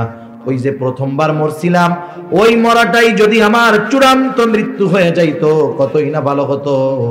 এবার আফসোস করবে, আরে আমার দুনিয়ার কোনো মাল আজকে কাজে আসলো না, আমার ক্ষমতা আমার কোনো কাজে আসলো না। তার মানে দুইটা বিষয় এখানে উল্লেখ করার দ্বারা বোঝা যায় একটা মানুষ অবাধ্য হয়ে যায় বিশেষ করে দুইটা কারণে, যখন সে টাকাওয়ালা হয় আর যখন সে ক্ষমতাওয়ালা হয়। এই সমাজে যত অবাধ্য আছে দেখবেন এই দুইটা বিষয়ের একটা তার মধ্যে আছে, নাইলে টাকা আছে নাইলে তার ক্ষমতা আছে। ও এই দুটো জিনিস দুনিয়াতে ব্যবহার করে সকল ধরনের পাপাচারে লিপ্ত হয়, আর এই দুইটা জিনিসকে সে দুনিয়ায় পাওয়াকে গর্বের মনে করে। আর কিয়ামতের দিন এই মাল এবং ক্ষমতার জন্য যখন আমলনামা বাম হাতে আসবে ওই দিন এই দুইটার জন্য সে আফসোস করবে, আরে আমার মাল আমারে শেষ করে দিল, আমার ক্ষমতা আমাকে শেষ করে দিল। এজন্য আমরা যারা মাল নাই, ক্ষমতা নাই, সম্পদ নাই, ক্ষমতাও নাই, আফসোসের কোনো কারণ নাই। যদি আল্লাহ দেন বৈধ ওয়েতে, বৈধ পদ্ধতিতে, ওটা আমি দ্বীনের জন্য ব্যয় করব। মাল আছে দ্বীনের জন্য ব্যয় করব, ক্ষমতা আছে আমি দ্বীনের জন্য ব্যয় করব। কখনো অন্যায় কাজে যদি এগুলো ব্যবহার করি কিয়ামতের দিন আমাকে আপনাকে এই মাল ক্ষমতার জন্য আফসোস করা লাগবে।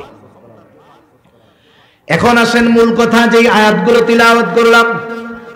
আল্লাহ তাআলা বলেন কুল্লু নাফসিম বিমা কাসাবাত রহিনা, প্রত্যেকটা মানুষ তার কর্মের কারণে আবদ্ধ থাকবে। মুফাসসিরিন একরাম বলেন এখানে উদ্দেশ্য হলো বাম হাতে যারা আমলনামা পাবে তারা তাদের কর্মের কারণে জাহান্নামের মধ্যে আবদ্ধ থাকবে। ইল্লা আসহাবাল ইয়ামিন, তবে যারা ডান হাতে আমলনামা পেয়েছে তারা নয়, কারণ ডান হাতে যারা আমলনামা পাবে ঠিকানা হলো জান্নাত। এইবার জান্নাতি জান্নাতের মধ্যে, জাহান্নামী জাহান্নামের মধ্যে। জান্নাতে যাওয়ার আগ পর্যন্ত জান্নাতীর টেনশন থাকবে, পেরেশানি থাকবে, কিন্তু জান্নাতে যাওয়ার পরে আর কোনো টেনশন থাকবে না। হাসরের ময়দানে কেমন চিন্তিত থাকবে মানুষ। আল্লাহ তাআলা বলেন ইয়াউমা ইয়াফিরুল মারউ মিন আখিহি ওয়া উম্মিহি ওয়া আবিহি ওয়া সাহিবাতিহি ওয়া বানিহি লিকুল্লি ইমরিইম মিনহুম ইয়াউমাইযিন শা'নুন ইউগনি। আল্লাহ তাআলা বলেন কিয়ামতের দিন ভাই ভাইয়ের থেকে পলায়ন করবে, ওয়া উম্মিহি ওয়া আবিহি, পিতামাতার থেকে পলায়ন করবে, ওয়া সাহিবাতিহি ওয়া বানিহি, দুনিয়ায় যেই স্ত্রী সন্তানের চেহারা দেখলে সারা দিনের ক্লান্তি নিমেষে দূর হয়ে যায়, ওই দিন সেই সন্তান থেকে পলায়ন করবে। কেউ চাইবে না পরিচিত কারো সাথে কারো দেখা হয়ে যাক। ওই দিন সকলে একে অপরের থেকে লুকায়া থাকবে, প্রত্যেকটা মানুষ নিজের চিন্তায় বিভোর থাকবে। শুধু তাই না, মানুষেরা এমনও বলবে আল্লাহ আপনি সারা দুনিয়ার সব মানুষকে জাহান্নামে দিয়ে হলেও আপনি আমাকে মাফ করে দেন। কতটা চিন্তিত থাকবে মানুষ। কিন্তু ওই মানুষটা যখন জান্নাতে যাবে হাসরের ময়দানে কাউকে চিনতে পারবে না বা চিনবে না, কিন্তু জান্নাতে যাওয়ার পরে কাউকে সে ভুলবে না।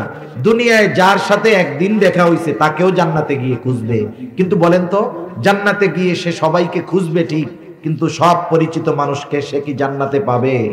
পাবে না। তাফসীর ইবনে কাসীর সহ পৃথিবীর সব প্রসিদ্ধ তাফসীরের মধ্যে এসেছে যে আল্লাহ তাআলা জান্নাতি আর জাহান্নামীদের মধ্যে দেখা কথাবার্তার ব্যবস্থা করে দিবেন। এই যে জান্নাতি খুঁজতেছে মনে মনে, আল্লাহ তাআলা জানেন কি জানেন না, এখন দেখার ব্যবস্থা করে দিবে। যাদের খুঁজতেছো এরা কই একটু দেখো। জান্নাতি জাহান্নামীকে দেখবে।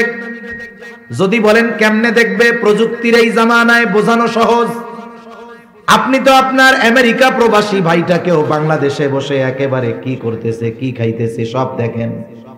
যে আল্লাহ মানুষকে এই বুদ্ধি দিলেন, ওই আল্লাহ জান্নাতীদেরকে জাহান্নামীদেরকে দেখাবেন, এটা আল্লাহর জন্য কোনো ব্যাপারই না। জান্নাতি জাহান্নামের দিকে তাকায় দেখবে, আরে জাহান্নামের মধ্যে তার অনেক আপনজন, প্রিয়জন, বন্ধু বান্ধব, আত্মীয় স্বজন কঠিন শাস্তি ভোগ করতেছে। এই দৃশ্যটা দেখবার পর ওই ব্যক্তি, জান্নাতি ব্যক্তি আল্লাহর দরবারে কৃতজ্ঞতার মাত্রা বাড়ায় দিবে, বলবে আল্লাহ আপনি যদি আমার প্রতি দয়া না করতেন, হয়তো আজকে আমাকেও ওদের সাথে জাহান্নামে থাকা লাগতো। আবার জাহান্নামীও জান্নাতীকে দেখতে পাবে। জান্নাতীকে দেখবার পর সে দেখবে জান্নাতের মধ্যে তার অনেক আপনজন, প্রিয়জন, বন্ধু বান্ধব, আত্মীয় স্বজন জান্নাতি নাজ নেয়ামত ভোগ করতেছে, আর সে কঠিন আযাবের মধ্যে আছে। এই দৃশ্যটা দেখবার পর তার আফসোসের কারণ হবে, আফসোস হবে, আফসোস। আর ওই আফসোস তার যন্ত্রণা বৃদ্ধির কারণ হবে। কিসের আফসোস হবে? দুনিয়াতে একই বাজারে ব্যবসা করে, একই মাঠে খেলাধুলা করে, একই স্কুলে লেখাপড়া করে, সব সময় একসাথেই থাকে, কিন্তু একজন নামাজে যায় আর একজন নামাজে যায় না। আছে না নাই এরকম? এখন নামাজি বন্ধু তো জান্নাতে, বেনামাজিটা জাহান্নামে। ও এখন যখন তাকায় দেখবে বন্ধু জান্নাতের নিয়ামত ভোগ করে, তখন আফসোস করবে কি, হায় রে দিনের 18 ঘন্টা বন্ধুর সাথে থাকতাম, এই নামাজ পড়তে যাই তো সর্বোচ্চ 5 ওয়াক্ত মিলাইয়া 1 ঘন্টা, আহারে এই 1 ঘন্টা সময় যদি ওর সাথে থাকতাম তাহলে আজকে আমি ওর সাথে জান্নাতে থাকতে পারতাম। আফসোস এটা কষ্টের কারণ হয়। আফসোসের কারণে বাড়ি ব্যথা, এটা অন্য না, এটা হৃদয়ের ব্যথা, এটা আরো কষ্টের বেশি। যেমন আমি একটা উদাহরণ দিই যে আসলে কেমনে ব্যথাটা আসে। উদাহরণটা মনে করেন একজন অপরিচিত ব্যক্তি যাকে আপনি জীবনেও দেখেন নাই, সে আপনাকে একটা বকা দিছে। স্বাভাবিক কেউ যদি আমারে আপনারে বকা দেয় খারাপ লাগবে কি লাগবে না? কিন্তু সে যেহেতু অপরিচিত, একবার দিয়ে চলে গেছে, 2-1 ঘন্টা পরে ওইটা আমার আর মনে থাকবে না, স্বাভাবিক হয়ে যাবে। ওই একই বকাটা, একই শব্দটা যদি আপনার কোনো বন্ধু আপনাকে দেয়, বলেন তো আগে অপরিচিত লোক বকা দেওয়ায় যেই কষ্ট পেয়েছেন, বন্ধু দেওয়ার পরে কষ্ট বেশি লাগবে না কম লাগবে? আবার হুবহু ওই শব্দটা যদি আপনার সন্তান আপনার ব্যাপারে ব্যবহার করে, বলেন তো কষ্ট আগের চাইতে বেশি লাগবে নাকি কম লাগবে? শব্দ এক, শুধুমাত্র ব্যক্তির পরিবর্তনের কারণে একটা সময় যদি সন্তান ওই শব্দটা বাবার জন্য বলে, ওই কথাটা কথা থাকবে না, বিষাক্ত তীর হয়ে বাবার বুকের মধ্যে বদ্ধ হবে। শব্দ এক, শুধুমাত্র ব্যক্তির পরিবর্তনের ক্ষেত্রে ওই শব্দের আঘাত কঠিন থেকে কঠিনতর হয়ে যায়। এজন্য তাদের আফসোস কষ্ট বৃদ্ধির কারণ হবে, আফসোস করবে, কেন গেলাম না। আল্লাহ তাআলা শুধু দেখা নয়, উভয় দলের মধ্যে কথাবার্তার ব্যবস্থা করে দিবে। আল্লাহ তাআলা বলেন, ফি জান্নাতিন ইয়াতাসাআলুনা আনিল মুজরিমিন। জান্নাতীরা পরস্পর মুজরিমদের কাছে জানতে চাইবে, প্রশ্ন করবে, মা সালাকাকুম ফি সাকার, কোন কারণে তোমরা সাকারের অধিবাসী হইলা, কোন কারণে তোমরা জাহান্নামী হইলা। এইবার তাদের এই প্রশ্নের জবাবে জাহান্নামীরা তাদের জাহান্নামে যাওয়ার কারণ বলবে। 1 নাম্বার কারণ বলবে, ক্বালু লাম নাকু মিনাল মুসাল্লিন। 1 নাম্বার কারণ আমরা জাহান্নামে আসার যে আমরা মুসল্লি ছিলাম না। মুসল্লি কাকে বলে? বলে সপ্তাহে 1 দিন মসজিদে হাজিরা দিলে কিন্তু সে মুসল্লি নয়।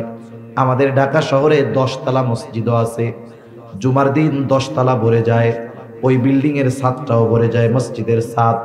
এরপরে সামনের যেই রাস্তা, 10 তলা বিল্ডিং, মসজিদের মধ্যে যত মানুষ, রাস্তায় তার চাইতেও বেশি।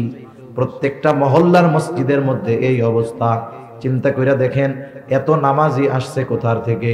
অবশ্যই ওই মহল্লার মধ্যে এত মুসলমান আছে বিধায় এত মানুষ, ঠিক কিনা গো?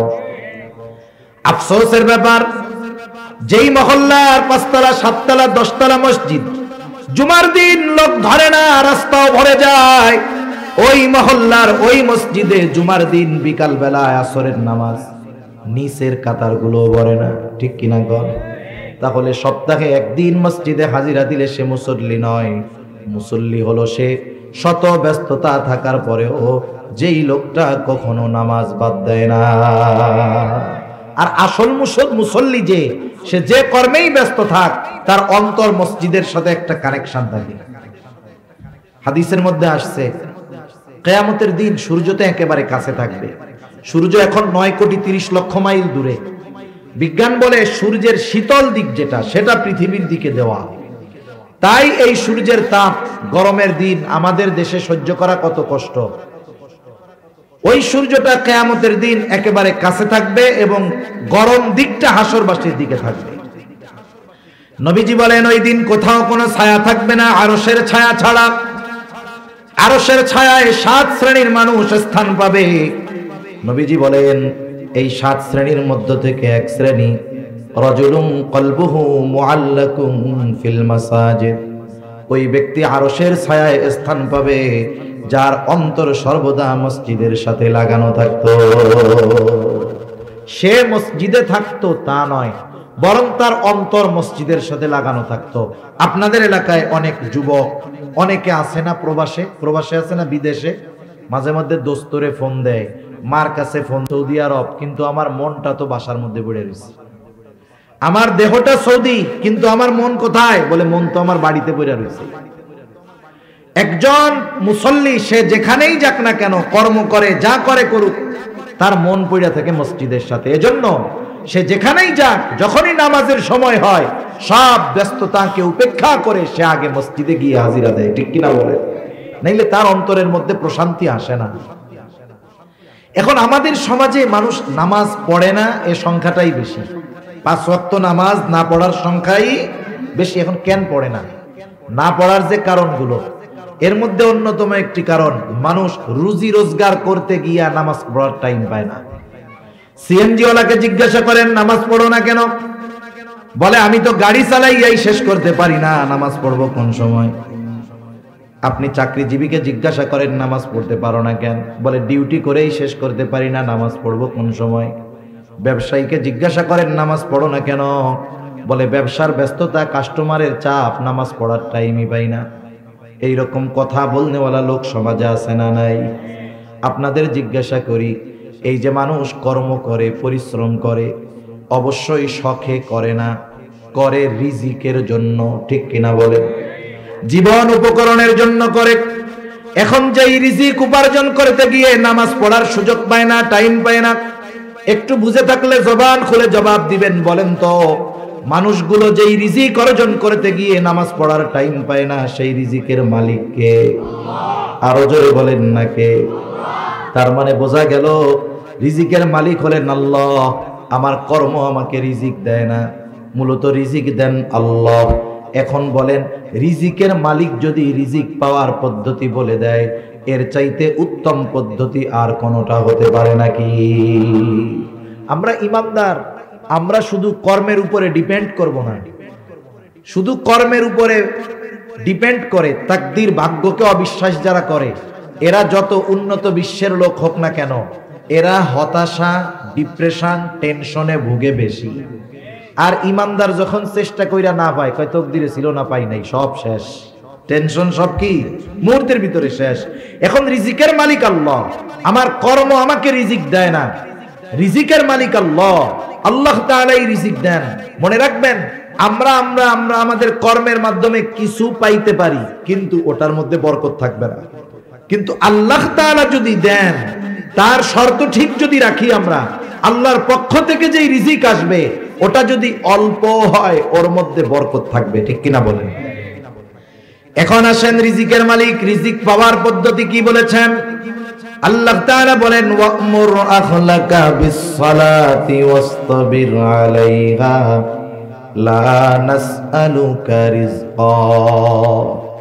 আল্লাহ রাব্বুল আলামিন বলেন, ওয়া'মুর আখলাকা বিস-সালাতি ওয়াসতাবির আলাইহা। আল্লাহ তাআলা বলেন, তুমি তোমার অধীনস্থদেরকে নামাজের আদেশ করো, তুমিও তার উপরে অটল থাকো।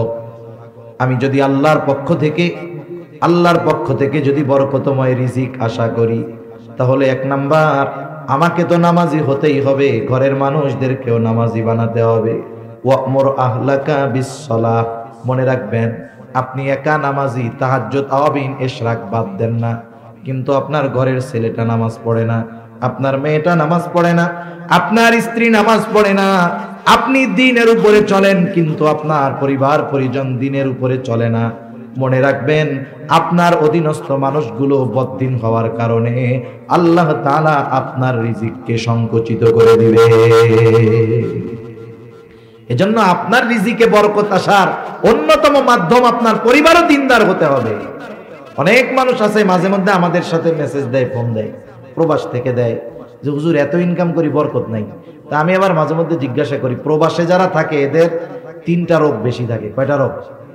একটা হলো জুয়া খেলার রোগ, 2 নাম্বার হলো মদ পান করার রোগ, নেশার রোগ, 3 নাম্বার হলো নারী ঘটিত রোগ।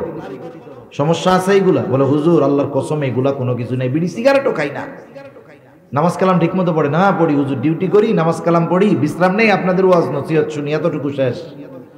আমি আবার কয়েকজনকে জিজ্ঞাসা করেছি আপনার তো সব ঠিক আছে, তা ঘরের অবস্থা কি, বাড়ির অবস্থা কি? বলে হুজুর এ কথা আর বললেন না, বেতন পাঠাইতে দেরি, মার্কেটে যাইতে দেরি হবে না, এত ফোন দিয়ে বিদেশের থেকে আমি জাগাই ফজরের নামাজের জন্য, পড়ে না, ছেলেটা কথা শুনে না, মেয়েটা নামাজ পড়ে না।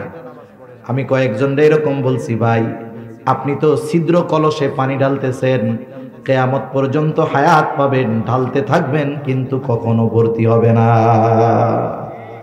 সেজন্য আপনি আপনার পরিবারকে আগে দ্বীনের মধ্যে আনেন, লক্ষ টাকা নয়, অল্প টাকাও যদি হয় আল্লাহ তাআলা বরকত দিয়ে দিবে ইনশাআল্লাহ। আপনি দেখেন তো এই সমাজে সবচাইতে কম উপার্জন হলো ইমাম সাহেব, মাদ্রাসার শিক্ষক, মুয়াজ্জিন, এনাদের। যদিও ইমাম নেতা নাম, কিন্তু বেতন নাই। ওনাদের পরিশ্রম হিসাবে ওনাদের সম্মানই বাস্তবেই কম। ওনাদের ডিউটি কোনো সরকারি ছুটির দিন নাই, একেবারে প্রত্যেক দিন 24 ঘন্টা ডিউটি। যেই দিন আপনার চাকরি ছুটির দিন শুক্রবার, ওই দিন ওনারও ডিউটি বেশি, ঠিক কিনা বলেন? সেই অনুযায়ী বাস্তবতা হলো ওনাদের যেই সম্মানই একেবারে কম। এই সমাজে একটা রিক্সাওয়ালাও যদি মোটামুটি 10-12 ঘন্টা রিক্সা চালায়, কমপক্ষে মাসে 30,000 টাকা উপার্জন করতে পারে, কিন্তু বাস্তবতা হলো আমাদের রাজধানী ঢাকা শহরের বড় বড় মসজিদগুলোর মধ্যেও ইমামের বেতন 30,000, এটা হাতে গোনা কয়েকটা মসজিদে হবে। অধিকাংশ 15 থেকে 20-এর মধ্যে।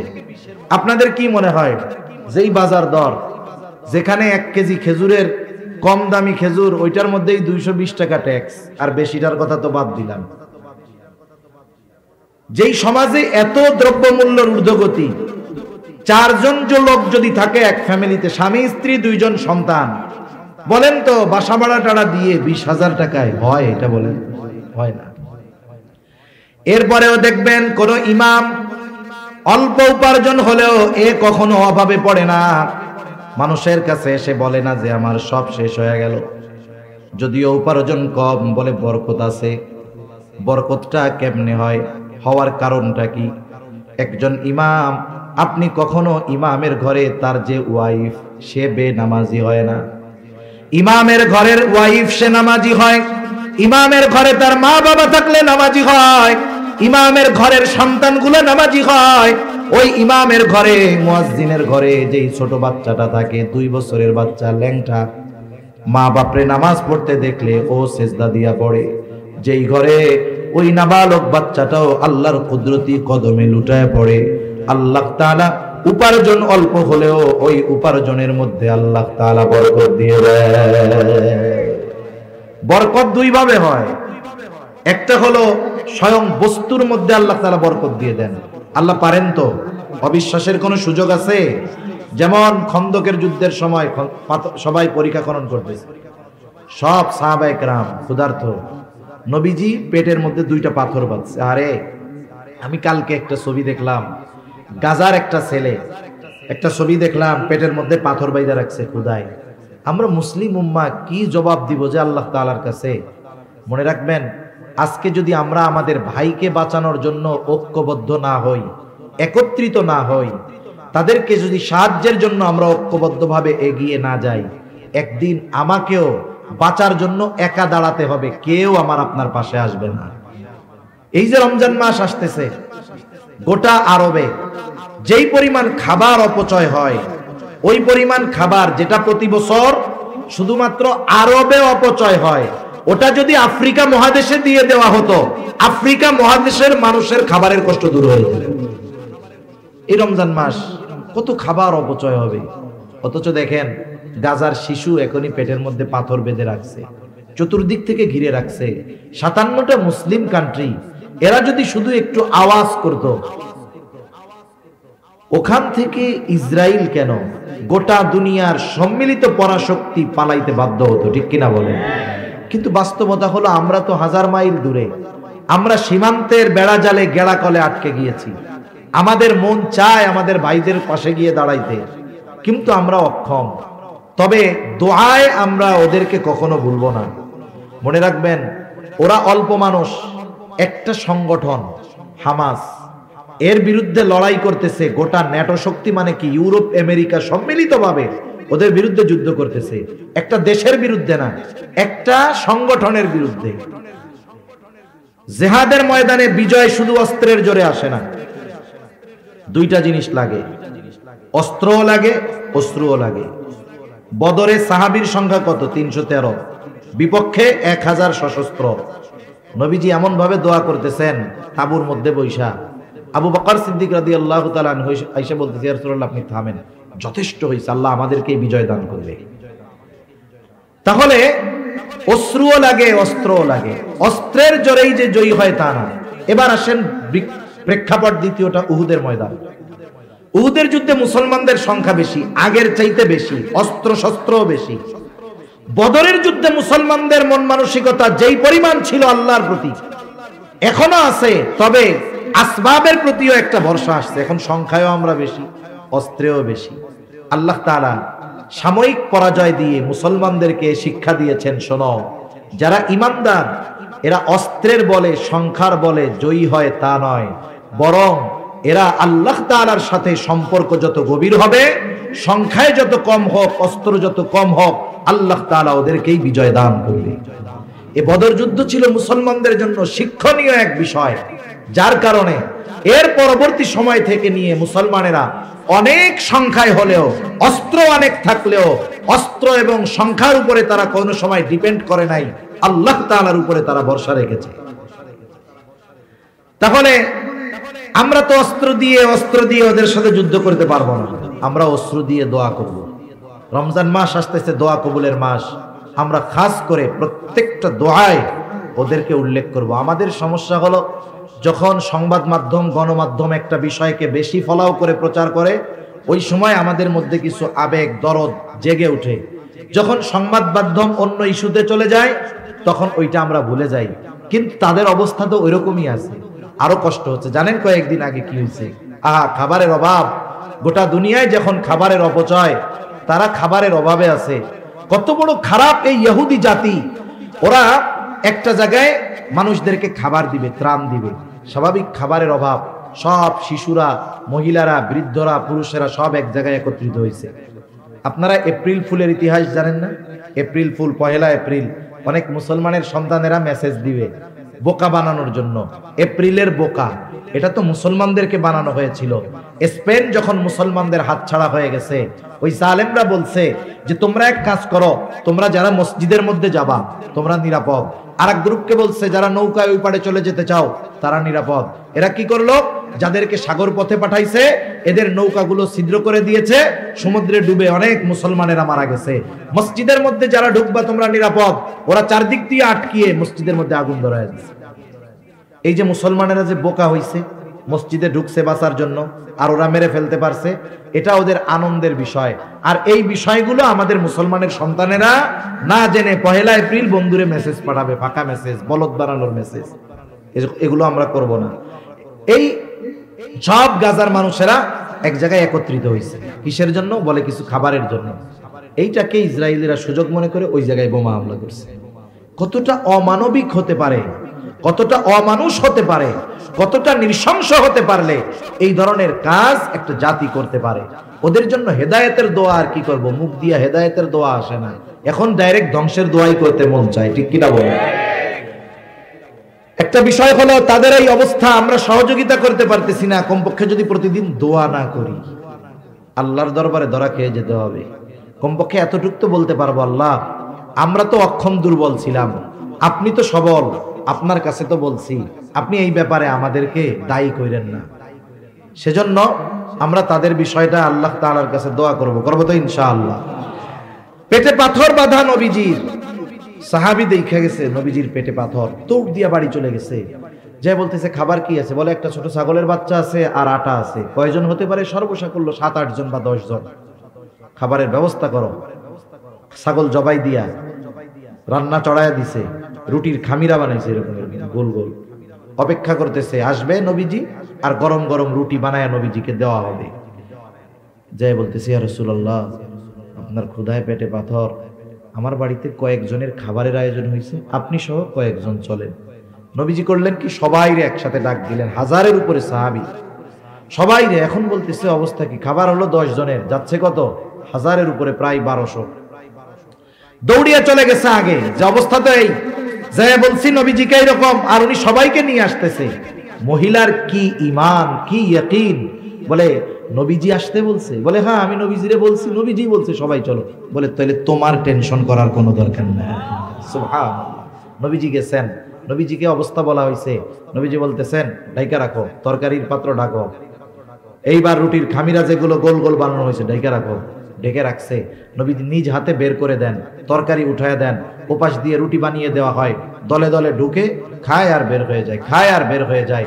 যেই খাবার 10 জনের না হওয়ার কথা, 1000-এর উপরে সাহাবীকে আল্লাহ রাসূল সাল্লাল্লাহু আলাইহি ওয়াসাল্লাম নিজ হাতে আপ্যায়ন করেছেন। সুবহানাল্লাহ। এখানে বরকতটা হইছে মূল বস্তুর মধ্যে, মূল বস্তুর মধ্যে। দ্বিতীয় বরকতের ধরন কি, বলে দেখবেন অনেকে হাফ কেজি চাউলের ভাত খেয়ে ফেলে, এরপরে ওর পেট ভরে না। বিয়া বাড়িতে গেছে, 3 গামলা গোস্ত একা খাইছে, কয় দোস্ত এরপরে আমার পেট ভরে না, এটা আরো পারতাম কিন্তু আইনা দিল না। আছে না এরকম আল্লাহর বান্দা কিছু? আবার কিছু আল্লাহর বান্দা আছে দেখবেন ভাত নিছে এতটুকু, এক টুকরা মাছ নিছে, খাইছে তো ওর পেট ভরে গেছে। আছে না নাই? মনে রাখবেন আল্লাহ তাআলা স্বল্প ব্যয়ের মাধ্যমেও বরকত দান করে।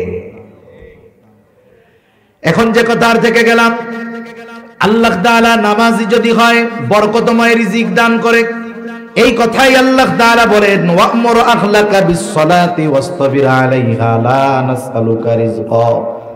তোমার অধীনস্থদের নামাজের আদেশ দাও, তুমিও তার উপরে অটল থাকো। বান্দা আমি তোমার কাছে রিজিক চাই না, বরং তুমি নামাজি, তোমার ঘরের মানুষ নামাজি, তোমরা যদি সকলে মুসল্লি হয়ে যাও, আল্লাহ তাআলা বলেন নাহনু নারযুকুকা, মুসল্লি হওয়ার কারণে আমি আল্লাহ তোমাদের রিজিক দিয়া দিব।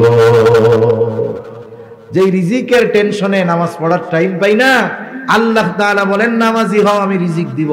তাহলে বলেন নামাজ যদি পড়ি দুনিয়ার টেনশন আছে, নামাজ যদি পড়ি আখিরাতেরও টেনশন নাই। নামাজের হিসাব আখিরাতে প্রথম হবে কিয়ামতের দিন। আল্লাহর নবী বলেন যার প্রথম হিসাব নামাজের হিসাব ঠিকঠাক মতো হয়ে যাবে, আল্লাহ তাআলা তার বাকি হিসাবগুলো সহজ করে দিবে। সুবহানাল্লাহ বলেন। এজন্য আপনাদের কাছে অনুরোধ, রমজান মাস সামনে তো কিছু কথা একদিক বলতে চাইছিলাম, আমার এদিকে মাথার মধ্যে কথাগুলো আসতেছে। রমজান মাস উপলক্ষে অনেক বেনামাজিও নামাজ শুরু করে, ঠিক কিনা বলেন? রমজানে ফজরের নামাজে যেই পরিমাণ লোক হয়, অনেক মসজিদে জুমায়ও ওই পরিমাণ লোক হয় না। এই যে একটা মাস আপনি কন্টিনিউ কাজগুলো করবেন, এই শিক্ষা নিয়ে আপনি বাকি 11 মাস কাজে চালাবেন। এজন্য নবীজি বলতেছেন যে রমজান মাস হলো মুমিনদের জন্য সবচাইতে উত্তম মাস, আর মুনাফিকদের জন্য সবচাইতে কষ্টের মাস। আপনি রোজাদার তো চিন্তা করতেছেন রোজার মাস আসতেছে, কত ফজিলত সওয়াব হবে, অল্প আমলে সওয়াব বেশি পাবো। আর যেগুলো রোজা রাখবে না মুনাফিক মার্কাও চিন্তা করতেছে দুপুরে কি খামো, বাসায় তো রান্না হইব না, ঠিক কিনা বলেন? ওদের জন্য কষ্টের শেষ নাই। আর মুমিনের আনন্দ কেন? বলে মুমিন এই 1 মাসকে কাজে লাগিয়ে বাকি 11 মাসের পাথেও সংগ্রহ করে। সুবহানাল্লাহ বলেন। এজন্য একটা সময় সুযোগ আমাদের সামনে আসছে যে এখন যেহেতু আমি কন্টিনিউ করব 5 ওয়াক্ত নামাজ, এটাকে আমি মজবুত ভাবে ধরে রাখবো। আগামী যত হায়াত আছে আমি এইভাবে যদি চলতে পারি, ইনশাআল্লাহ উপার্জন কম হলেও বরকত দিবেন কে? আল্লাহ।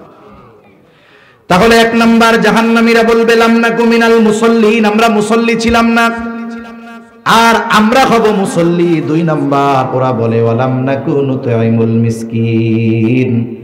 জাহান্নামে যাওয়ার দ্বিতীয় কারণ হলো আমরা মিসকিনদেরকে খানা খাওয়াইতাম না। সেজন্য খানা খাওয়ানো ফজিলতের কাজ।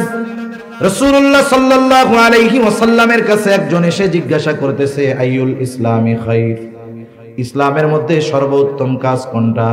নবীজি উম্মতের রূহানি ডাক্তার, অবস্থার আলোকে জবাব দেন। এই ব্যক্তির এই প্রশ্নের জবাবে নবীজি বললেন, তুতঈমুত তাআম ওয়া তাকরাউস সালাম আলা মান আরাফতা ওয়া মান লাম তারিফ। তুমি মানুষকে খানা খাওয়াও, আর পরিচিত অপরিচিত সবাইকে বেশি বেশি সালাম দাও। খানা খাওয়ানোর কথা বলে নবীজি কোনো স্তর বিন্যাস করেন নাই, ক্লাসিফিকেশন করেন নাই।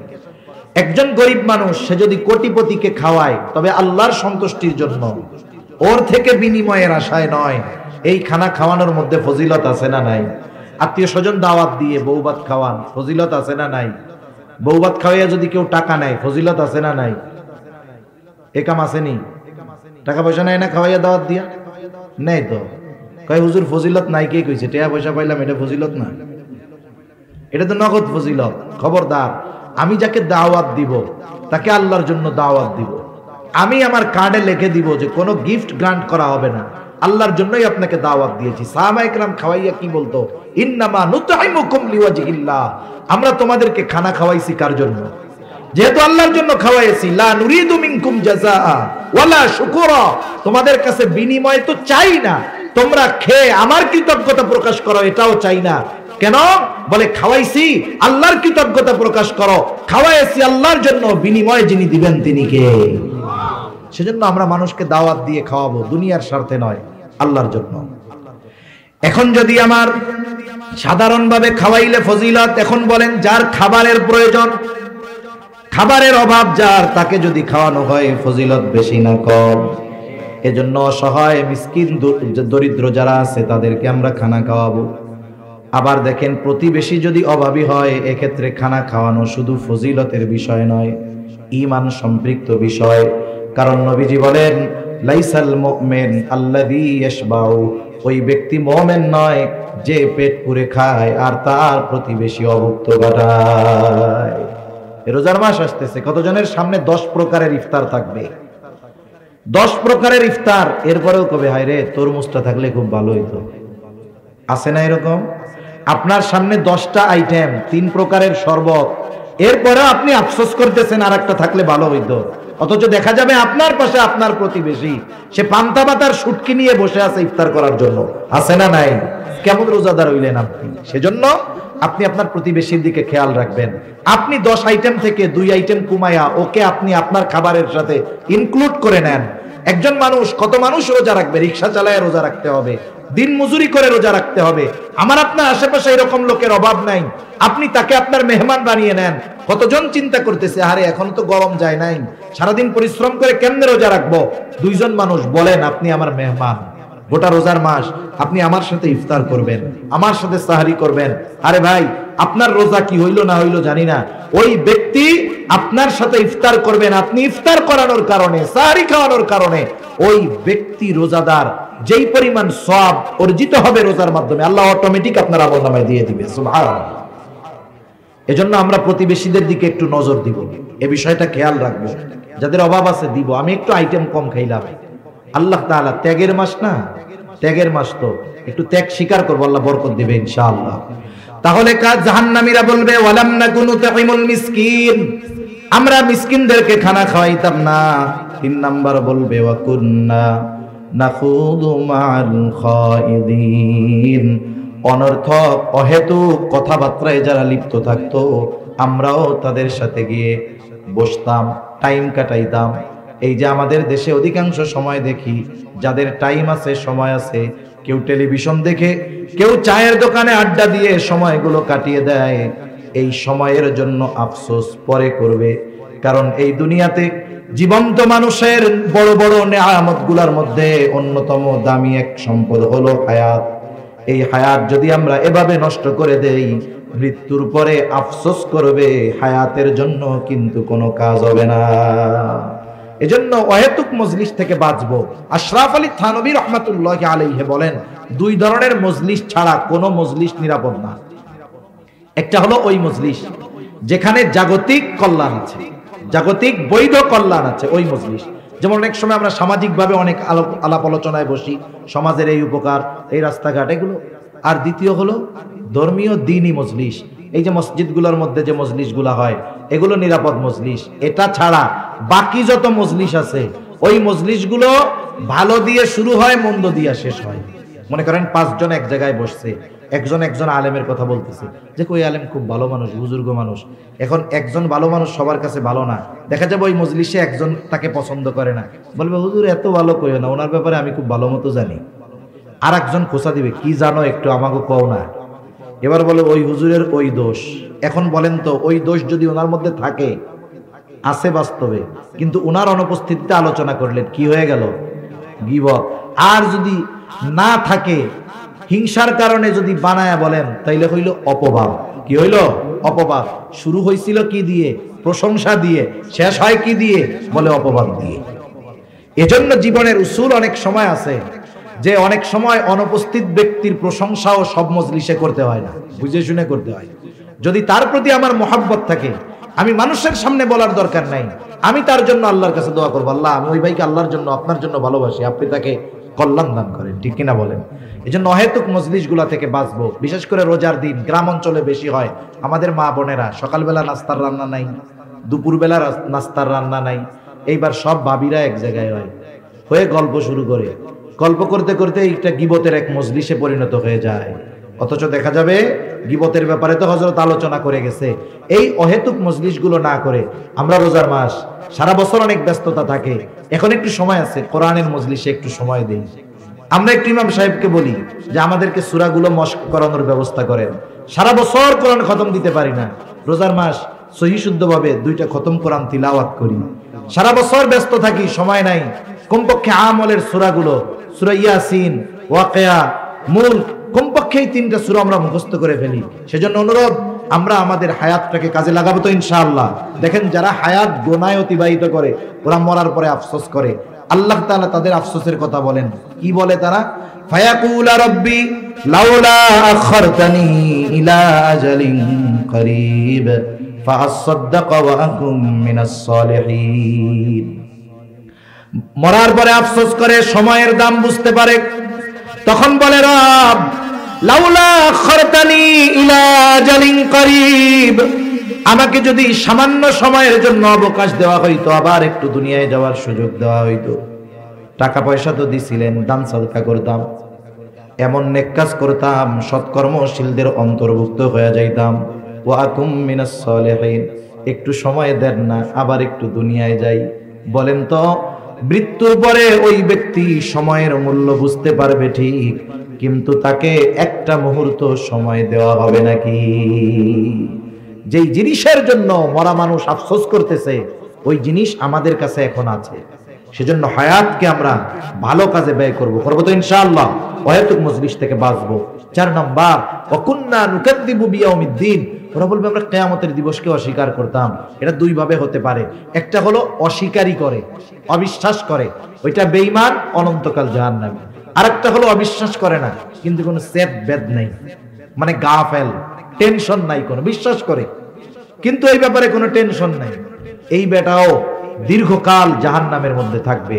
ওরা বলবে চলছে এভাবে দুনিয়া, হায়াত শেষ হয়ে গেল, হাত্তা আতানাল ইয়াকিন, দৃঢ় সত্যের আগমন ঘটল।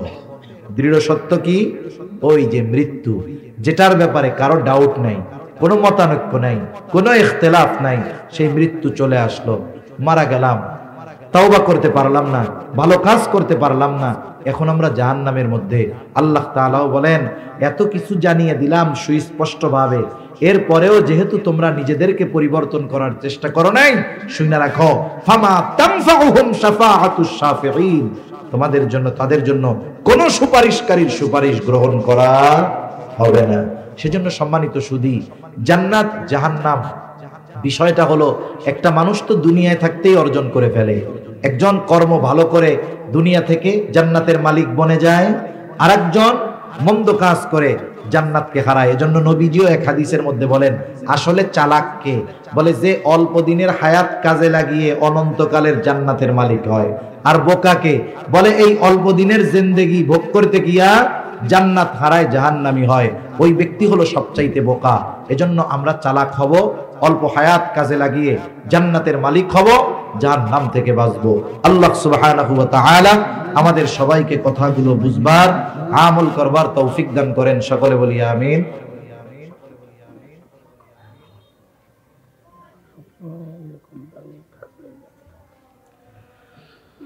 সবাই সবার জন্য দোয়া করব, বিশেষ করে যারা এই